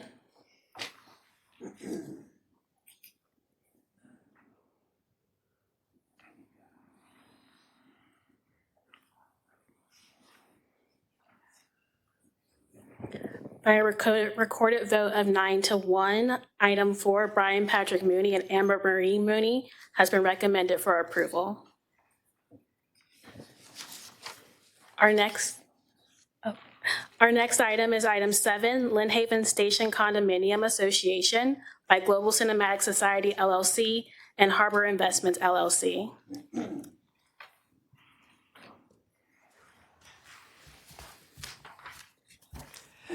Madam Chair, members of the commission, again, for the record, Eddie Burdon, Virginia Beach attorney. It's my privilege to come before the commission this afternoon for Global Cinematic Society LLC, and this is David Darg. Dave is the owner of that enterprise. In addition, Dave is an Oscar-nominated and Emmy Award-winning director, cinematographer, and film editor, and he has his office on the second floor of this building. Okay? And so I wanted you all to meet David. That's why I brought him up here. And you can go sit down now. Thank you. And welcome. And David bought this condo unit, this building, for his, it's where he has his office. The application, as Mike Hayes did an excellent job explaining this morning in the informal, he's got a friend, a younger man who spent a fair amount of time in Spain and Portugal, and he wants to open a coffee shop, coffee house on the bottom floor with some baked goods and food. The application, because this is a very interesting zoning, it's got split zoning with the B2 in the front, that's a different condominium unit, and the other condominium, these are both 2 units in a 2-unit condominium. That unit owner and the condo association are part of the application. They totally are in agreement with the request, and it just, the back portion would have now the same zoning, but conditional with the proffer agreement, which is in your package, where we have limited the hours of operation and no alcohol sales permitted. The lighting this property, former Congressman Owen Pickett developed this property. That's how old it was, a long time ago. The lighting is handled in the parking lot, as it was back then, still is, by Dominion Power. And it's not a bright lit parking lot. There are no intention to change the lights out of the parking lot. The dumpster that's been on the site for decades, with this application, David and the other owner agreed to move it to the south side property line and enclose it and put landscaping around it so that when the trail gets built in a few years, it will be nothing but all you'll see from the trail side is landscaping. The side adjacent to the homes is very heavily vegetated. And we had 2 meetings. The first meeting, we gave notices to all the adjacent homeowners and homes, and no one came. The second meeting, one gentleman, very charming, nice man. We had a long, he entertained us, and David entertained him, and it was a long meeting, and we made changes based on that conversation. The building isn't going to change. We will probably have a small sign on the building that'll be only lit from a light below onto the sign, not internally lit. There are no changes being proposed, just a limited number of potential uses, but it's really for the one that I've described. And the staff's recommendation, we're in full agreement with, and hope that you all will recommend approval. I would also mention that, since Mr. Hayes mentioned it this morning, got a letter or an email from the Civic League representative, and we even asked the gentleman if there was one. He said he didn't know of one when the one meeting that we had one gentleman come to. But David reached out to her and spoke to her yesterday, and she expressed appreciation for the information because she had been concerned about alcohol sales in some place it'd be open till 2 a.m, and that's not happening here. And with that, I'd be happy to answer any questions. Thank you. Are there any questions for the applicant? Thank you very much. Thank you. We had a speaker signed up, but they're currently not online. Okay. At this time, we'll open the floor for further discussion and a vote. Or motion, excuse me. Move to approve, sorry. That's okay, that's okay. I move to approve this. Second. We have a motion on the floor for approval from Commissioner Schoonover, second by Commissioner Plumlee. Commissioner Camp, and then Commissioner Byler. In the form of discussion, I would like to say how pleased I am to see an application come before us that fits fully within the SGA plan for this area. Time and again, we've heard plans that want to do other things or that contest the SGA plan. But here we have an application that actually brings us closer to fulfilling it. If this becomes a more walkable, bikeable, neighborhood-oriented mixed-use area as has been envisioned, this type of use, which isn't present right there, will be an amenity that augments benefits to those who work, live, and play in that vicinity. And I'd like to thank everyone involved for advancing the SGA plan in this part of the city. Thank you, Commissioner. Commissioner Byler. Well, my comments are fairly redundant to my fellow commissioners. I would just say that when we see applications coming before us pretty much monthly, and they touch the future VB Trail, it's really encouraging to see something that's moving us into the future, and I believe will be an attribute to the city. So I welcome it, and I thank you for your application. Thank you. Commissioner Plumlee. As the almost maker of this motion. You'll be quicker. These Butler buildings are throughout the city, and I think they're kind of an antiquated office accommodation that will never be A-level office in the future, and they need this type of accommodation when it comes to use, and we need to look out for them as they come up because we're going to continue to see them try to find reuses. So I'm very happy this conforms with the trail, but also that it's an opportunity to use the structure, I think, in a better way for the community. Thank you very much. The vote is open.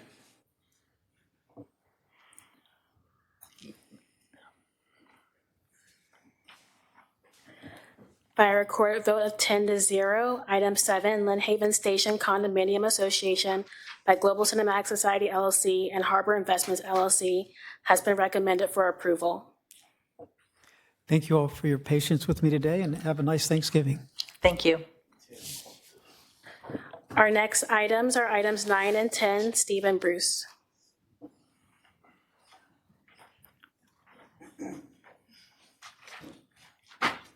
Good afternoon.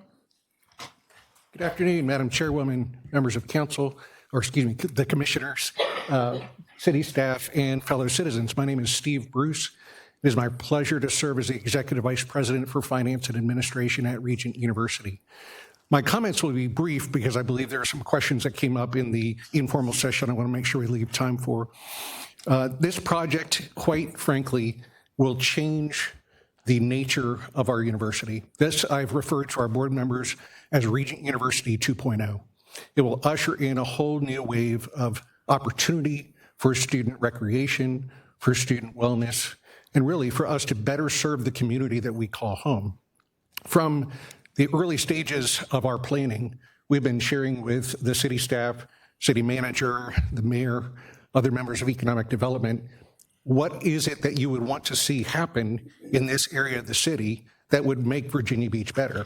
Certainly, recreation has become, sports tourism is a priority of the city, and we firmly believe that this will be another asset, certainly for our use primarily, but that we can leverage for the betterment of Virginia Beach as well. Our team from Burns & McDonnell are here today to help answer any questions that you may have. We have worked extensively with the planning staff. I want to thank Mike for his help throughout this process. We are in agreement with the recommendations that they have presented to you, and we're grateful for their support of our application. With that, I'm happy to answer any questions you have. Thank you, Mr. Bruce. Commissioner Plumley? Mr. Bruce, thank you very much. This looks like a spectacular project. I don't have direct criticism of the plan. Has there been any effort for the university to conduct any study on its own with regards to secondary effects or potential negative secondary effects on the adjoining homes, residences, businesses, or what complement that it will be to those homes and businesses? Has there been anything like that done to your knowledge? There's been no formal study, no, sir. We believe that the property, which we were only recently able to acquire in the spring, has been, in essence, in reserve for the university for years. And so the expansion, if you will, is certainly monumental for the university. But in terms of negative impacts to the community, we would consider those to be negligible, in essence, because the primary use will be simply for things that are already happening adjacent to that property, the further education of our students, but certainly efforts, again, that the university is already doing to support the community. I guess what I'm getting at is when you have sporting activities, you have lights in the evening, you have cars, some intensity with cars coming and going, you have crowds of people attending these ball games. And I didn't know if there had been some thought given to the distances, noise levels, lighting overlay that would happen because of something like this. Let me speak to the traffic piece first. We have agreed to and are prepared to supply a traffic study, engineered stamped traffic study in support of this application, which we believe can come after the approval of the conditional use. That's what we were informed of. With regard to the lighting, at least if you look at Salem and Tallwood by at least as similar types of structures, the residential encroachment around both of those schools is certainly closer to than what you would find at the Regent property. There's a lot of natural tree buffer on the Centerville side of the project. There's nothing on the I-64 side of the project. Really, the only people that we would have lighting impacts or really noise impacts would be our own campus, save for maybe the Centera folks that are across the street. They're also looking forward to having this in proximity to them, potentially for ways that they can leverage it for wellness activities as well. At least that's what we've been informed of from their team. Thank you very much. Certainly. Commissioner Hippen? Hello. Hello. So I am the commissioner for District 7, and I live right down the street from you. I live behind Centerville Elementary School. Okay, so I'm very well acquainted. So you also have an apartment complex across Centerville from you. The two questions that I had, I want to make sure, so you are willing to add a condition that you will do a traffic or parking study? There's a traffic study that we had been recommended by city staff that we're prepared to do. There hadn't been anything specific to parking. We've provided the staff feedback on the appropriate levels of parking, both what we're adding, but what already exists on campus. And when I say campus, I mean the entirety of campus, yes, including the CBN property, extending all the way over to the Founders Inn property, which in essence, even any of that we don't own, we're very close neighbors with CBN, as you can imagine, and regularly share parking with them as much as they do with us. There's ample parking, but the traffic study is absolutely something we're prepared to supply. Okay, so my concern is parking, okay? Because you are along a major traffic corridor there. And as you and I are both aware, that people do use Regent University Drive to cut through to avoid Centerville Turnpike. Centerville Turnpike is about to be, according to, this is the second time, I've only lived there since 97, okay, in the house that I'm in. But this is the second time we've been told that Centerville will be widened. It's coming. Okay. That's what they said before. So there's two concerns. I do have concerns about parking, especially for sporting events, because I believe that you are going to get crowds. If you build it, they will come. The other thing is sidewalks. You have got folks living in the Regent Village. They're on Jake Sears Drive, okay? You've got no sidewalks along Regent University Drive. But if you have people walking from the parking lots from the university, then they're not going to have a sidewalk to walk on. So my question is, there's two things that I want to ask you to add to this. And I know this is a huge project. This is, I don't see anything bad about it except for parking and pedestrian, because you are trying to build something and improve that side of the city.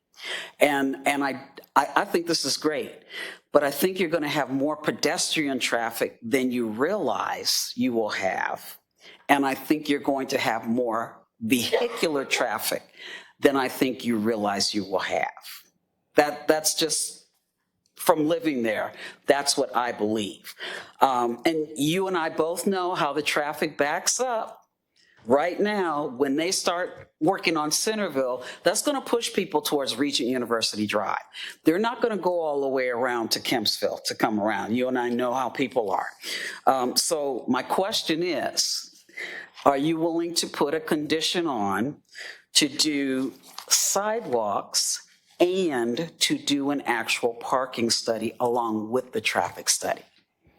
So let me address the first piece. With some of the, I believe, the feedback from the site visit that came, we're very interested in trying to connect Regent Village, any of the property that you had mentioned that folks have to come across Centerville currently. I'm forgetting the name of the apartment complex. I don't remember it either. It's driving me nuts. Oxford Trace, I think. Yes, that's it. Yes, sir. Things that we can at least help them understand how to get to the facilities. There are some existing walkways along Centerville. We know that once you head down toward Indian River, it gets a little dicey because people cut over early and all of the gravel and washout that's there is a problem.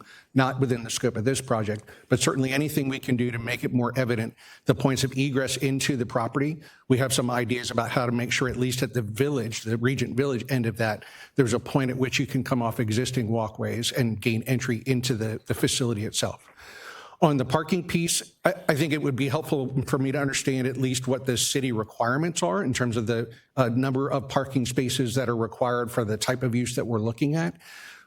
I certainly had something I hope that we could deal with on the other side of conditional use, but if it is something that we would be required to gain full building permit to undergo a full parking study, we're certainly willing to understand what is required in order to get through the rest of that process.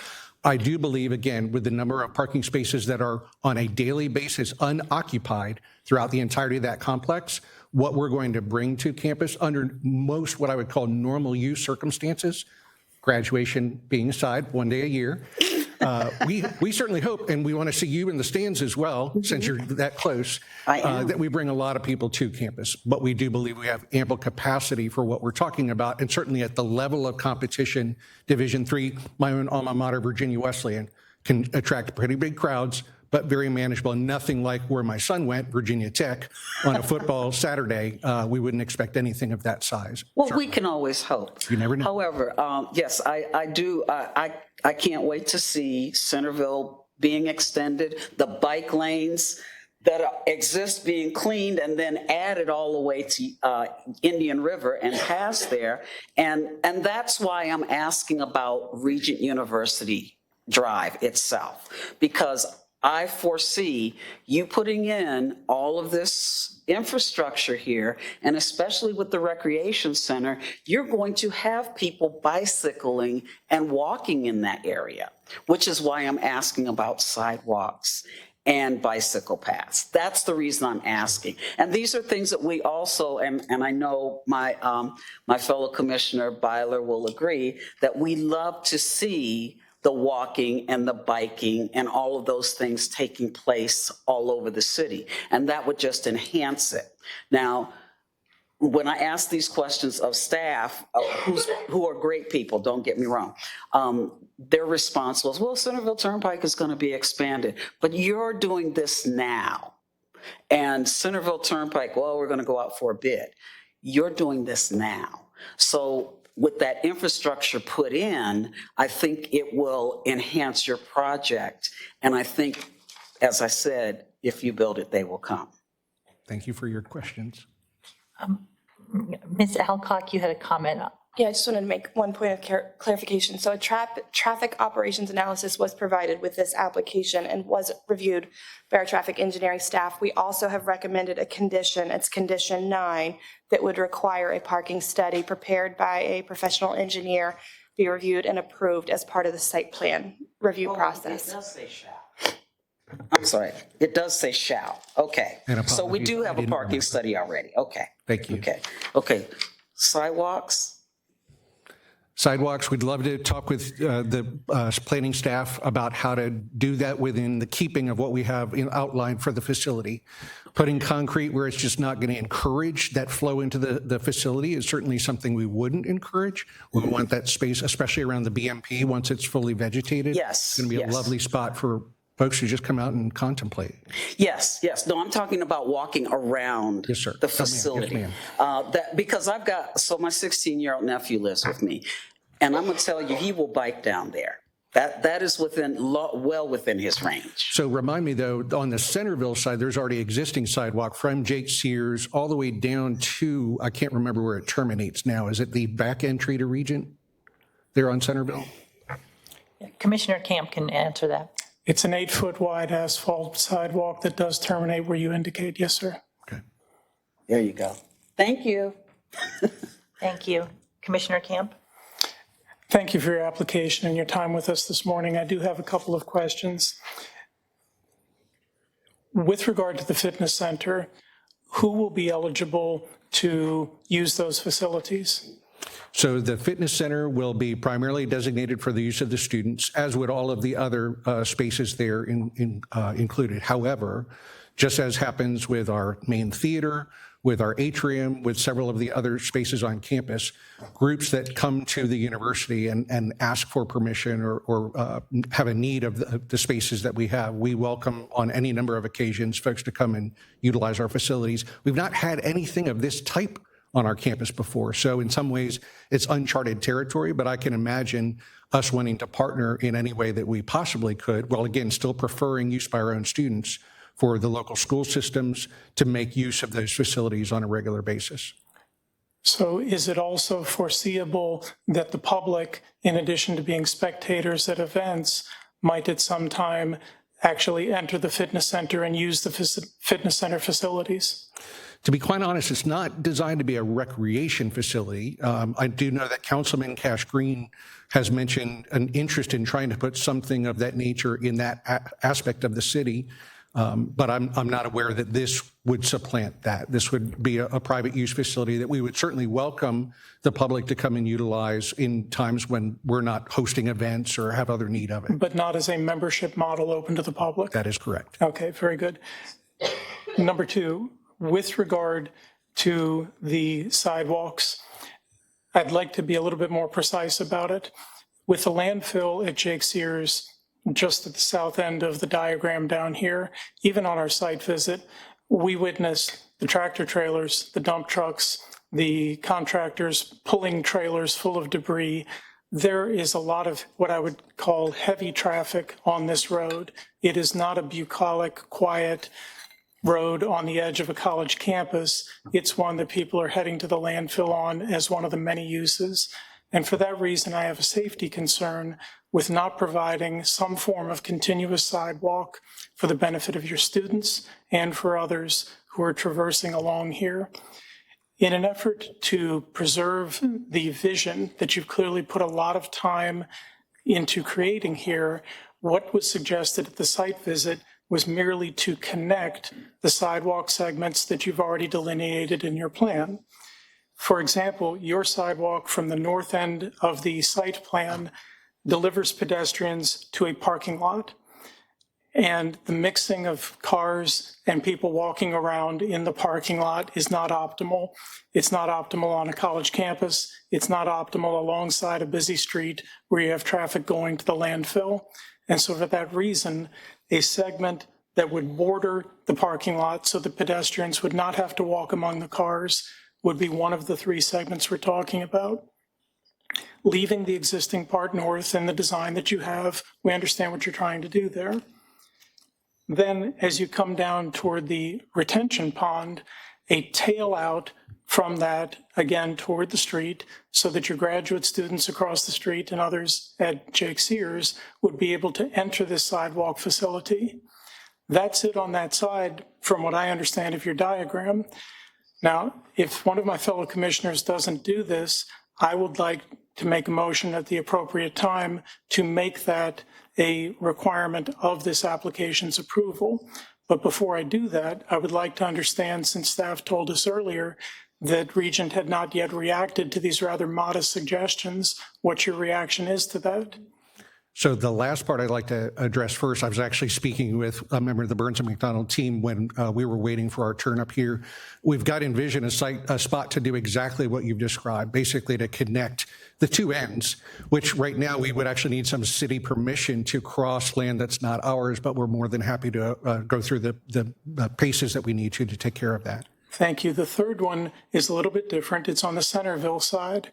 And as both you and our fellow commissioners have acknowledged, there is an existing 8-foot shared use path over there right now. Well, it's not a shared use path. It's not 10 foot. It's a side path. As far as I can tell from your site plan, there is no connectivity between that side path and the walking facilities within your athletic complex. Will the athletic complex be fenced off or will it be open? We don't envision any sort of a fence there. The only fencing would be around the baseball and softball fields to protect folks on the other side. So for example, where you've run a sidewalk alongside your tennis courts and you've stopped at what appears to be about 40 feet away from the shared use path, I know what I've seen happen at college campuses. People are riding along the sidewalk or the shared use path and they ride right over the dirt that 40 feet to get onto your sidewalk. It just seems to us, since we know what's going to happen, that the site plan would be enhanced, you wouldn't be doing remedial work later, and you would just connect up the sidewalk to the existing walking facility, enabling those folks across the street and others to enter from that side. It's just a gap to us. So again, I'll reserve any further comment or action until I hear a motion, and perhaps the motion will include that condition. Thank you, sir. Could I speak just to that last part? Of course, sir. Certainly, any place along the entirety of the project where it makes sense for us to stub in, where either we're not intruding on private land, there's a small parcel, a triangular parcel we don't own that's not owned by the city either. We wouldn't want to do anything there. There's a small piece that we have to keep undisturbed for wetlands purposes. Obviously, that restricts us, but it's not a significant portion. So where it makes sense to do exactly what you said, do what students and nature is probably going to do anyway, we would be happy to consider. Thank you, sir. That was the extent of the sidewalk issue. I did not want you to misinterpret that, the idea of a half mile of 5 foot along the roadside. If you have a creative way to create this mobility that keeps people safe, that's just fine. But the requirement for a continuous path along that Regent University Boulevard side is the one that I personally would be seeking to hear from. Thank you. Commissioner Hippen. Yeah, just to add to that, I do see people walking along there, and yes, I do cut through. So, I know the priest is in another building, but yes, my concern is you're going to put this wonderful athletic structure there, and you're going to have students walking to and from it, okay? And not having, and it doesn't, I'm looking for maybe a walking path type, similar to the way that, I don't know if you're familiar with how Lynn Haven is set up on Centerville. One side is a walking path, one side is a regular sidewalk. So that's what I'm envisioning. And I think it would add to your project as well. I think it's a fabulous project. It's a long time coming, I'll just say that, and I'm grateful to be a part of it. Yes. Commissioner Plumlee? I just wanted to make sure I understood you. Are you saying that but for areas where there are private property concerns or wetlands that have to be accommodated, that there is currently within this plan the connectivity that we're discussing? You won't see it on the plan. We have defined spaces for going around the BMP and throughout the site. I think what your fellow commissioners are saying is ways that we can make more clear the points of ingress, egress that we would connect to existing walkways, both at the Regent Village end, but also up closer to campus where the tennis courts are and other places where it might make sense. You mentioned around the parking to make that more of a defined space around the parking area to protect pedestrians that aren't necessarily headed to their cars. And does the university have that ability to put that in as a condition to this request? If I can speak plainly, what you've described is far better than one of the things that had been suggested, which was putting a concrete strip down one side of the property that was basically going to duplicate what we're already planning to do inside of the property itself. So if you were to write this as a condition that you could meet, okay, what would it say? What would it say? Allison, can I beg you to come up and help me think about a way? Certainly, this is the kind of back and forth that can actually help. Yeah. The easy part is the part on the Regent Village end, thinking about how we would connect what's interior to the complex to what already exists on that end of the complex. I'm sorry, this is Allison Mansour. She's Hello. our lead civil from Burns McDonnell. Allison Mansour, civil engineer, Burns & McDonnell. Welcome. Well, thank you. I actually went to the site this morning just to look at some of the connectivity to the southern end, as you guys spoke about. So we feel as though there's an appropriate path that can be linked to the southern portion of our site that would then connect to the interior path that's around the BMP. So that'll be a good condition. As far as how to set in writing a condition, I think saying that the southern end will be connected to provide the connectivity from the southern villages, as well as a connection point from the Centerville Turnpike path to the interior site, which we don't currently have. The main reason because we have existing ditches along that side of the property. Yes. So we're going to have to provide a smart connectivity, whether using culverts or other means to provide that access, but certainly I feel as though that can be accommodated. If you've seen that portion of the site, there's a very large emergency spillway leaving the BMP, lots of rocks over there. We were already looking at options to connect the sidewalk to Centerville Turnpike on either end of that instead of trying to breach through those rocks as a new means of construction. So we feel that may be a good option, but haven't fully evaluated it, but I think that would be a good thing to put on the condition. She said it far better than I could. And faster. Just trying to write it down. Madam Chair, may I get clarification from this expert? Yes. Allison, could you join us again, please? We have a question from Commissioner Camp. So there was some paraphrasing of what I was talking about. I'd like to ask it straight to you, and then you can answer straight to me. What I am looking for is a continuous path. I'm not talking about the design of the path, whether it wiggles or it's straight. I don't care about that, but a continuous path from the southern point of your site along Regent University Drive to the northern point near the road. The northern point of Regent University Drive? Yes. Okay. I do not believe there is an existing sidewalk over there now, north of our property. So that would be kind of, and that we don't own that property, to my knowledge, correct? I'm only talking about your property. And so ours goes all the way up from the pond, and it kind of meanders, it's in blue, and it extends all the way up to the northern end of that northeast parking lot. But there's no means to connect that to the rest of campus. We're going afield here. Just making sure. I'm talking about the site plan for the applications before us. Yes. And what I'm not hearing agreement on, and I don't understand why, is a continuous walking path from the southern end at the retention pond, which you've acknowledged, you can do that. Use the retention pond path. Correct. And then eventually get up to that triangular corner instead of making your students and others walk through parking lots or walk through the grass. Are you amenable to having a continuous path? I'm not asking you to The design path it. is connected and continuous, so I'm sorry, I'm not understanding your question. The path There's a sidewalk that is along the parking lot, on the western side of that parking lot, that goes all the way up. So there's no area in which they have to traverse the grass or the parking lot to go from the southern end to the northern end. The piece that we're missing is connecting the southern end of that pond path to the existing intersection. I apologize for flipping through all these pages here. Completely fine. Along the parking lot that I'm going to say is south of the fitness center, Correct. is there a sidewalk between that parking lot and the street in your site plan? There is, yes, sir.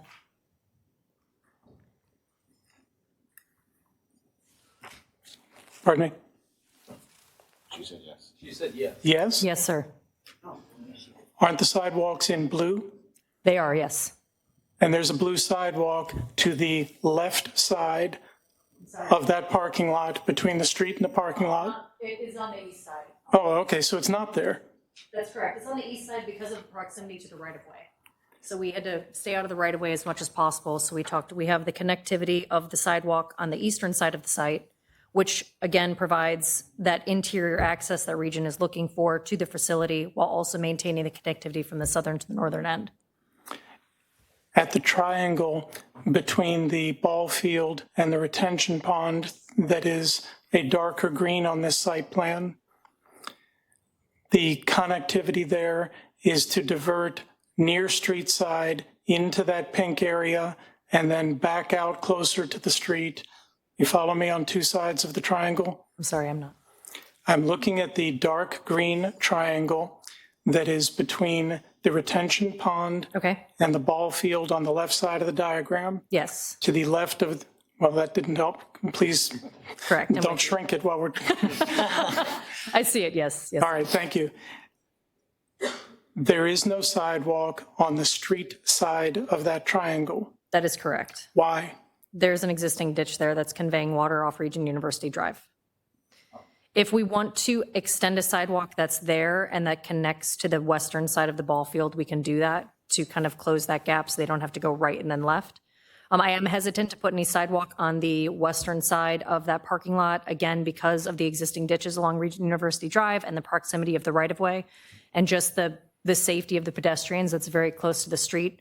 So keeping them internal to the site, I feel, is a more safe solution, unless you disagree.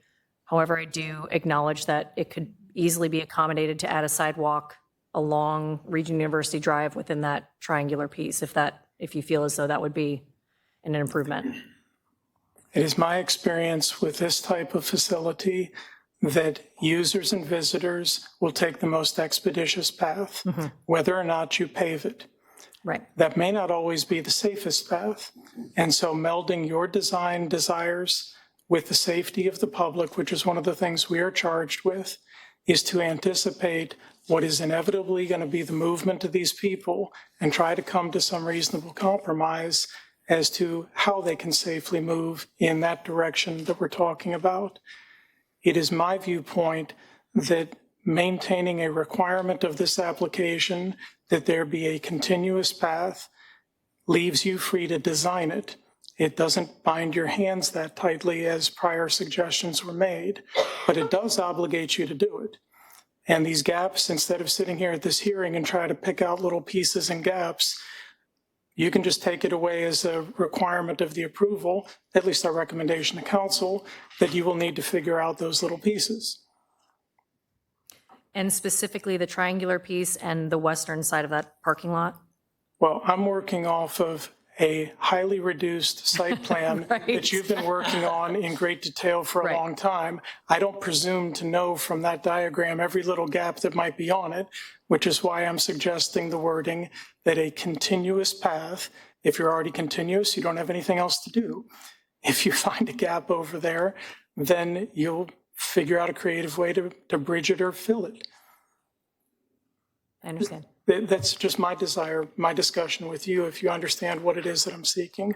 I'm not trying to design with you. I'm trying to create a safe path for the folks who are going to be there. Continuous path. Understood. Thank you. Thank you, Commissioner. Okay, any other questions for the applicant? Thank you very much. Thank you all very much. Just want to double check with the clerk. Do we have any speakers on this item? We do not. Thank you very much. At this time, I'd like to open the floor for discussion and to entertain a motion.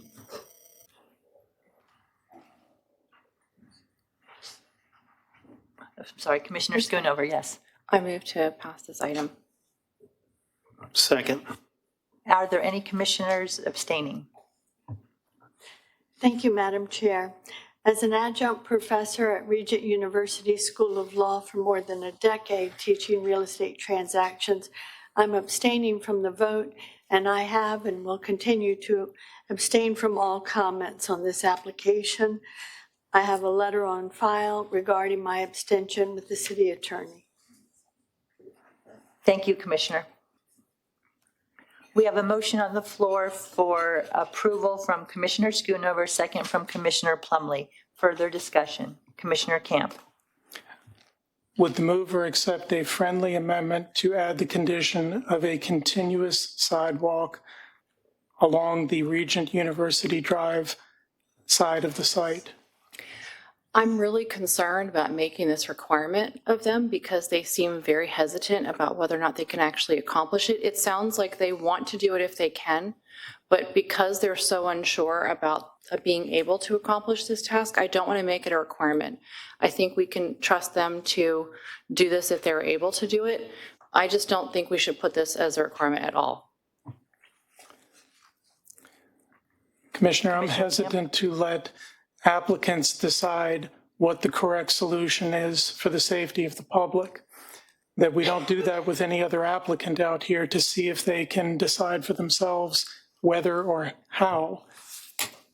That's the reason that I'm pressing on this. As was mentioned earlier, again and again, we see throughout this city gaps in our walking paths, and we impose upon applicant after applicant the requirement that they go ahead and create continuous safe paths. That's all that's being asked here. I think that they want to do that. That's the impression that I have. I'm getting that there's maybe an engineering problem or a potential, some land aspects that we are not seeing in real life. That's the only reason I'm hesitant about this. The fact that they're hesitant is the reason that I am hesitant. But I can see that they are nodding their heads that yes, they would like to do this. So I just want to be sure that we're not requiring some of them that is going to create a problem that we are not fully aware of because we don't know how the full facts of this matter. The applicant stood here and discussed that you could see how unsure that she was about whether she could accomplish the specifics of this. So I'm just very concerned we make this requirement. I think that they want to do it if they can. I think we should just not make the requirement. So I have a question. Do you own all of the land on Regent University Drive? Mr. Bruce, if you'd be kind enough to come back to the Sir, podium. please, thank you. All of the land that would be to the west of the project. So all the way down to the triangle, we own just shy of where the intersection is. So that land is city-owned, but we're more than willing to work with the city for stubbing in so that it's clear and evident how the residents from Regent Village can access that end of the site. If you travel along Regent University Drive all the way up to the parking lot that you see behind the building where this project terminates. Yes, sir, which is Paul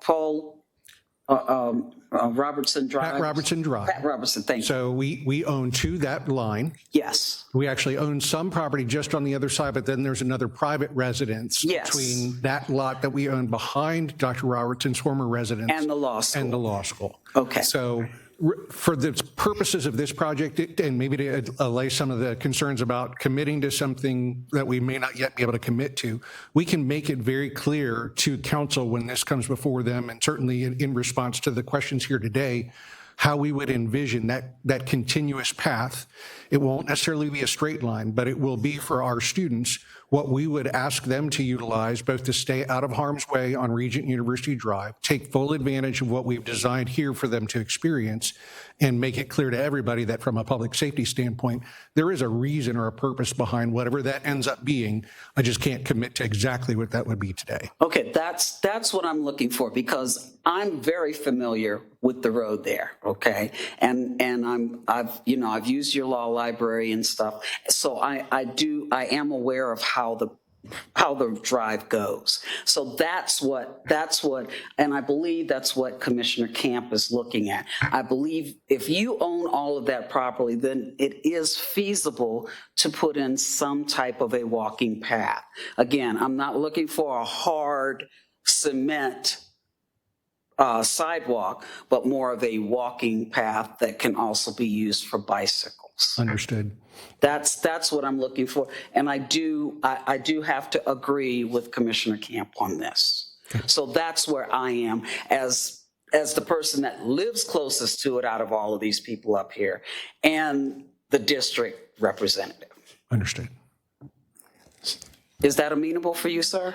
We will make it very clear what that path is. Absolutely. Awesome. All right, Commissioner Plumley and then Commissioner Camp. I just want to make sure, you had indicated there's this interior path. It's not along the roadway. It's along the roadway in part, but also interior. And it's the intent of Regent that the public be able to access and use that path. Is that clear? The Regent University campus. Not simply the right. students, but the public at large as well. Today, and I'm grateful for this, it's something we talk about with our campus chief of police a lot. Regent University is an open campus. We value that. We want to be a community asset. So at least as we've laid it out here, there'd be no reason to expect that the students and the public would have any separation of how they'd access the facilities, access the site from that southern end all the way up to actually what's not on the plan, but how they would access the rest of campus from what we're building here. Commissioner Camp and then Commissioner Schoonover. So it sounds like what I heard is that the applicant is amenable to submitting a revised site plan showing additional connectivity between the facilities shown on the current site plan, Centerville Turnpike's shared or side path, and along the Regent University Drive side of the site. That side of the site, yes. I just can't promise in the closest proximity always to the roadway, as you've seen here. I'm trying to help our clerk and your staff and city council and everyone else by using the fewest words possible that don't tie your hands, but that summarize what we're trying to do here. Yep. Is what I said something that the applicant can agree to? It absolutely is, with the proviso, if I may, that if it's anything that would prevent this body from acting on the conditional use permit, I would respectfully request we try to figure out another way to do it, because we're on a timeline. Nobody wants to delay you. That's why I'm spending so much time trying to get it right. Yes, you don't want to do this at council. They want us to do this here. Yes, sir. Thank you. Commissioner Schoonover and then Commissioner Plumley. I was going to make a comment before that. As long as the applicants are satisfied with the specifics of the language that is being offered by Commissioner Camp, I'm completely fine with any amendment to my motion. Thank you very much. Commissioner Plumley. I'm fine. That's fine. Okay, Commissioner Mouch. I just want to take a brief moment. We have been talking specifically about one aspect of this project, a very important aspect, but one, and take the opportunity to thank the partners of our city and Regent University for coming up with such a plan that's going to provide so much vibrancy to this area. And you know, I think we've gotten hung up on the paths, which is our job. But to take a look at the entirety of this project, it's much appreciated. And I think there's, it's a very solid plan. And I think that the city is going to benefit greatly from it, as well as Regent University. So thank you. Commissioner Hippen? So living in the area since 1997, my other house was farther in, but living along Centerville Turnpike, I can say that you guys have come a long way at Regent, and I think this is going to be wonderful for the area. And I will support it. Thank you, Commissioner. We have a motion on the table for approval, and what I'm hearing, a friendly amendment from Commissioner Camp in the fewest words possible. If we could potentially ask council to offer us so that we can have it into the record clearly. Or Commissioner Camp, if you'd like to repeat yourself. No one ever asked me to do that.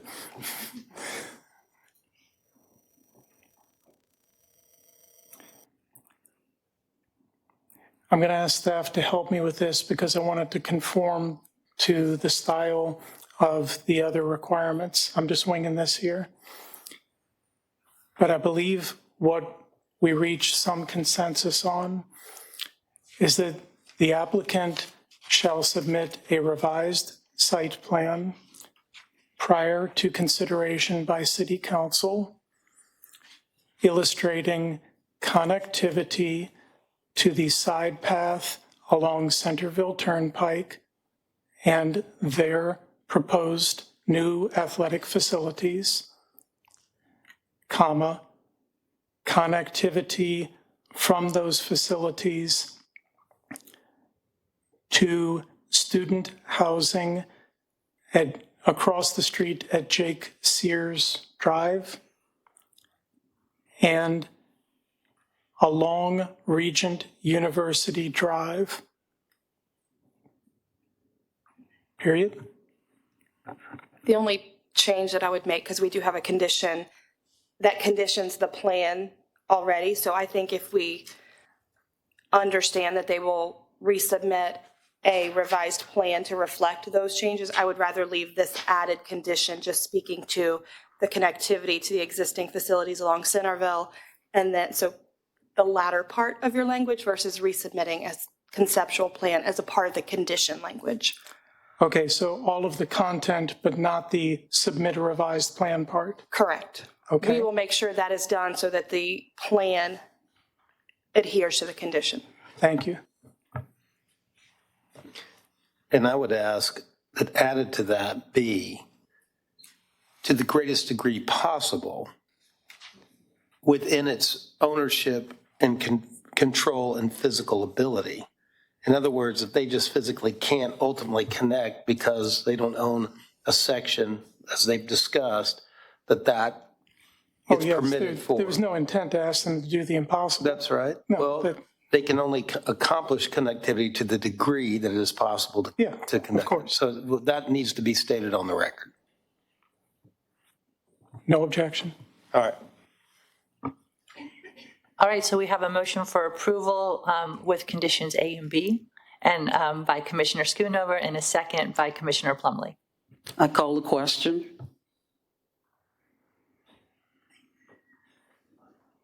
The vote is open.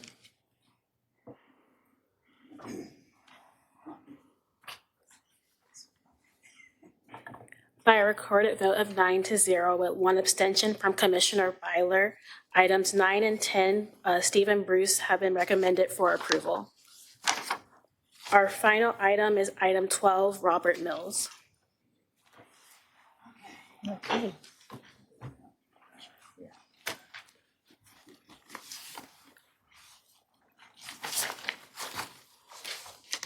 Good afternoon. Welcome back. Thank you. If you could please state your name for the record. Christina Kinley. Thank you very much, Ms. Kinley. You're welcome. Yes, you can go ahead. Okay. I am here to represent Robert Mills, who owns 1503. It's located at 303 Atlantic Avenue. It's within Dolphin Run Condominium Association. He's respectfully requesting approval of the conditional use permit to allow short-term rentals for this 3-bedroom penthouse. Our intent is to operate the property in full compliance with all city requirements. The home will be professionally managed under my supervision as an on-site property manager.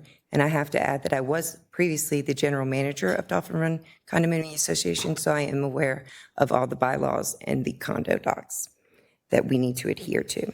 This unit will primarily welcome families and responsible guests visiting the oceanfront area. We've taken steps to ensure comfort and safety of both guests and residents, including 24/7 local contact availability, which is myself, clear house rules regarding noise and trash, and consistent communication with building management.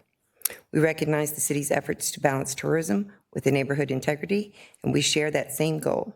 Our goal is to maintain a property that reflects positively on both the city of Virginia Beach and Dolphin Run community. On behalf of Mr. Mills, I appreciate your time and consideration for the request. Thank you very much. Were there any questions for the applicant? Okay, I believe we have a speaker, so thank you. You can just sit down now and then we'll wait. You can come back after that. Thank you. Our one speaker is Paul Vio.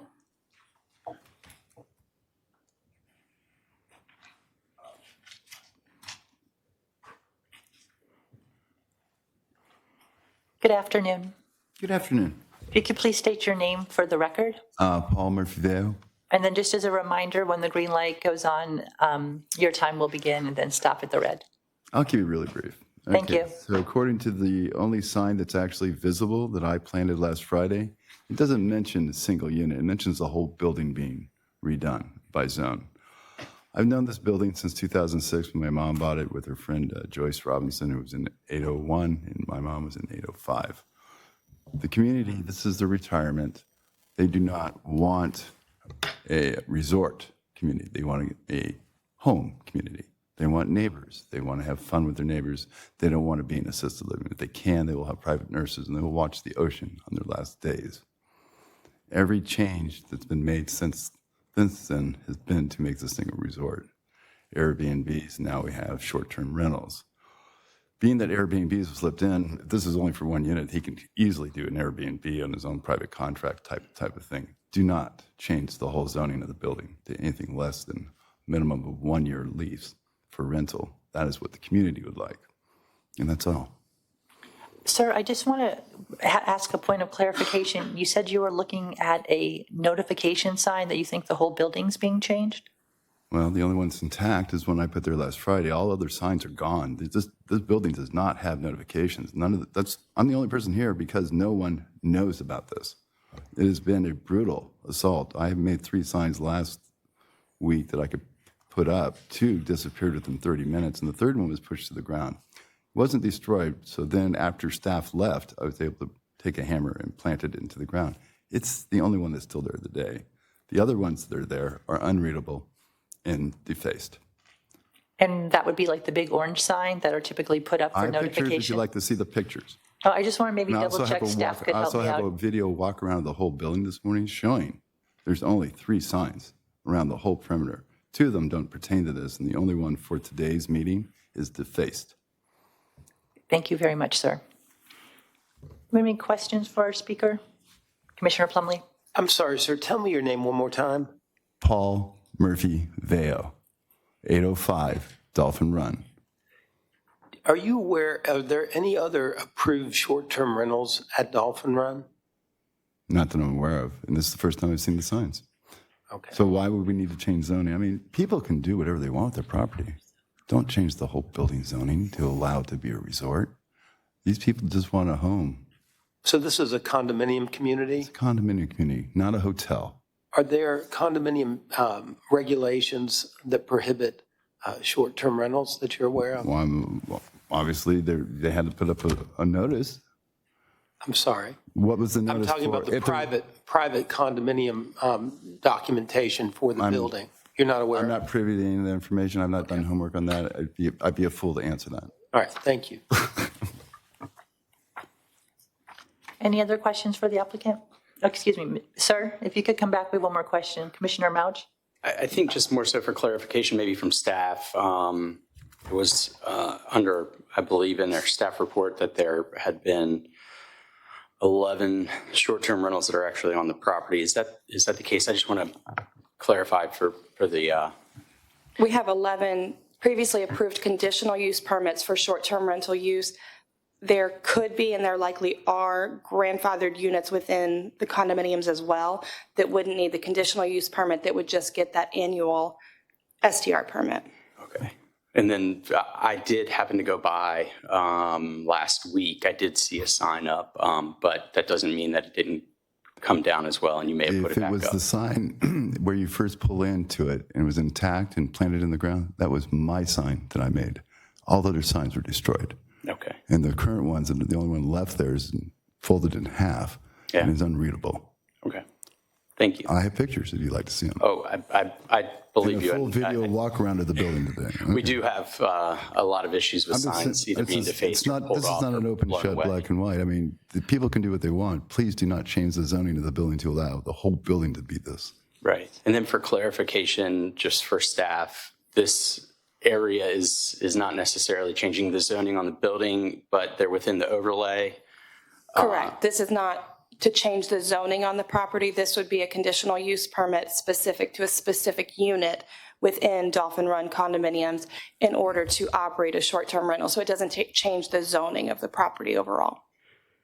And that would be required even if short-term rentals are permitted for, by the condo association. The conditional use permit for a short-term rental would still be required for this unit in order for a unit to operate legally according to city standards. Okay, so in general, I can make this statement for the community. Say that again? In general, I can make this statement for the community that lives there. They would like the minimum to be 1 year lease at the minimum, not anything underneath that. If you could do that, that'd be great. That is their only, they would like this to be a community. Just that simple. Thank you. Thank you very much. Commissioner Schoonover, do you have a question? I have a question for the. Yeah, we're going to have the applicant come back and she has an opportunity to review it. Yes, ma'am.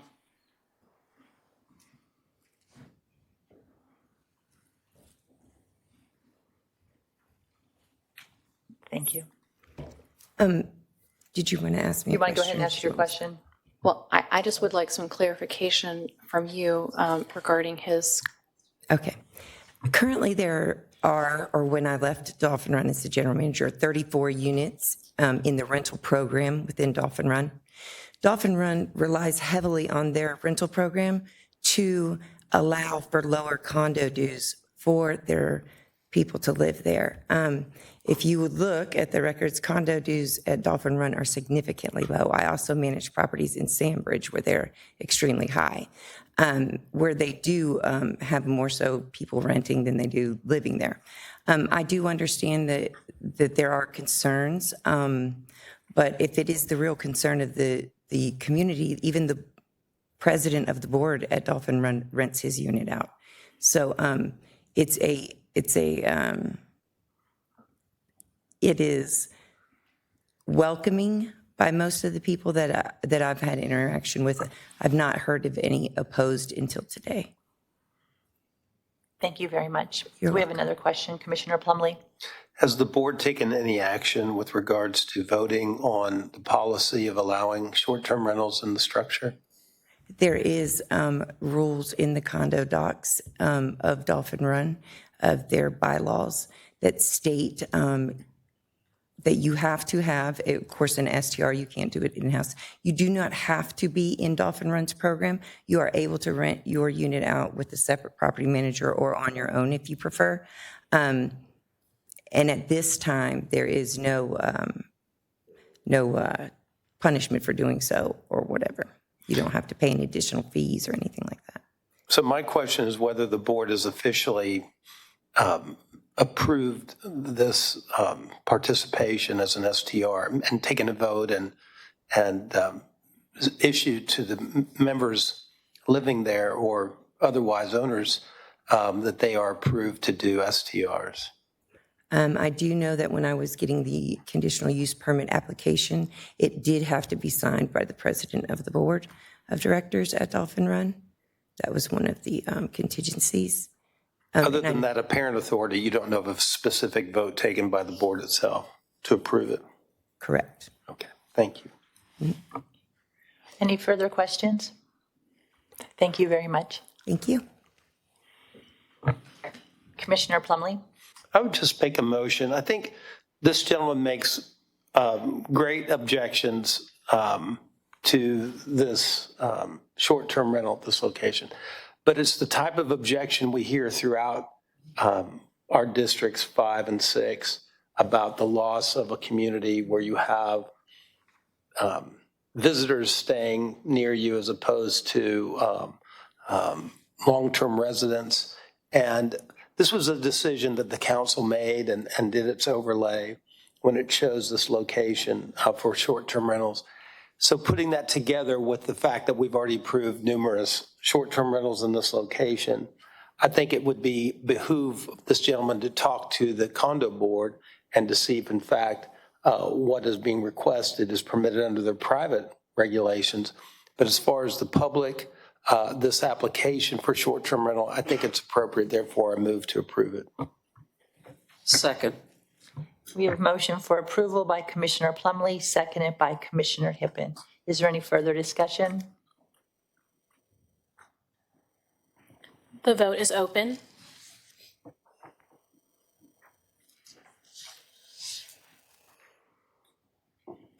By a recorded vote of 10-0, item 12, Robert Mills, has been recommended for approval. Thank you very much. That was our last item on the agenda. I'd like to adjourn our meeting and wish everybody happy Thanksgiving.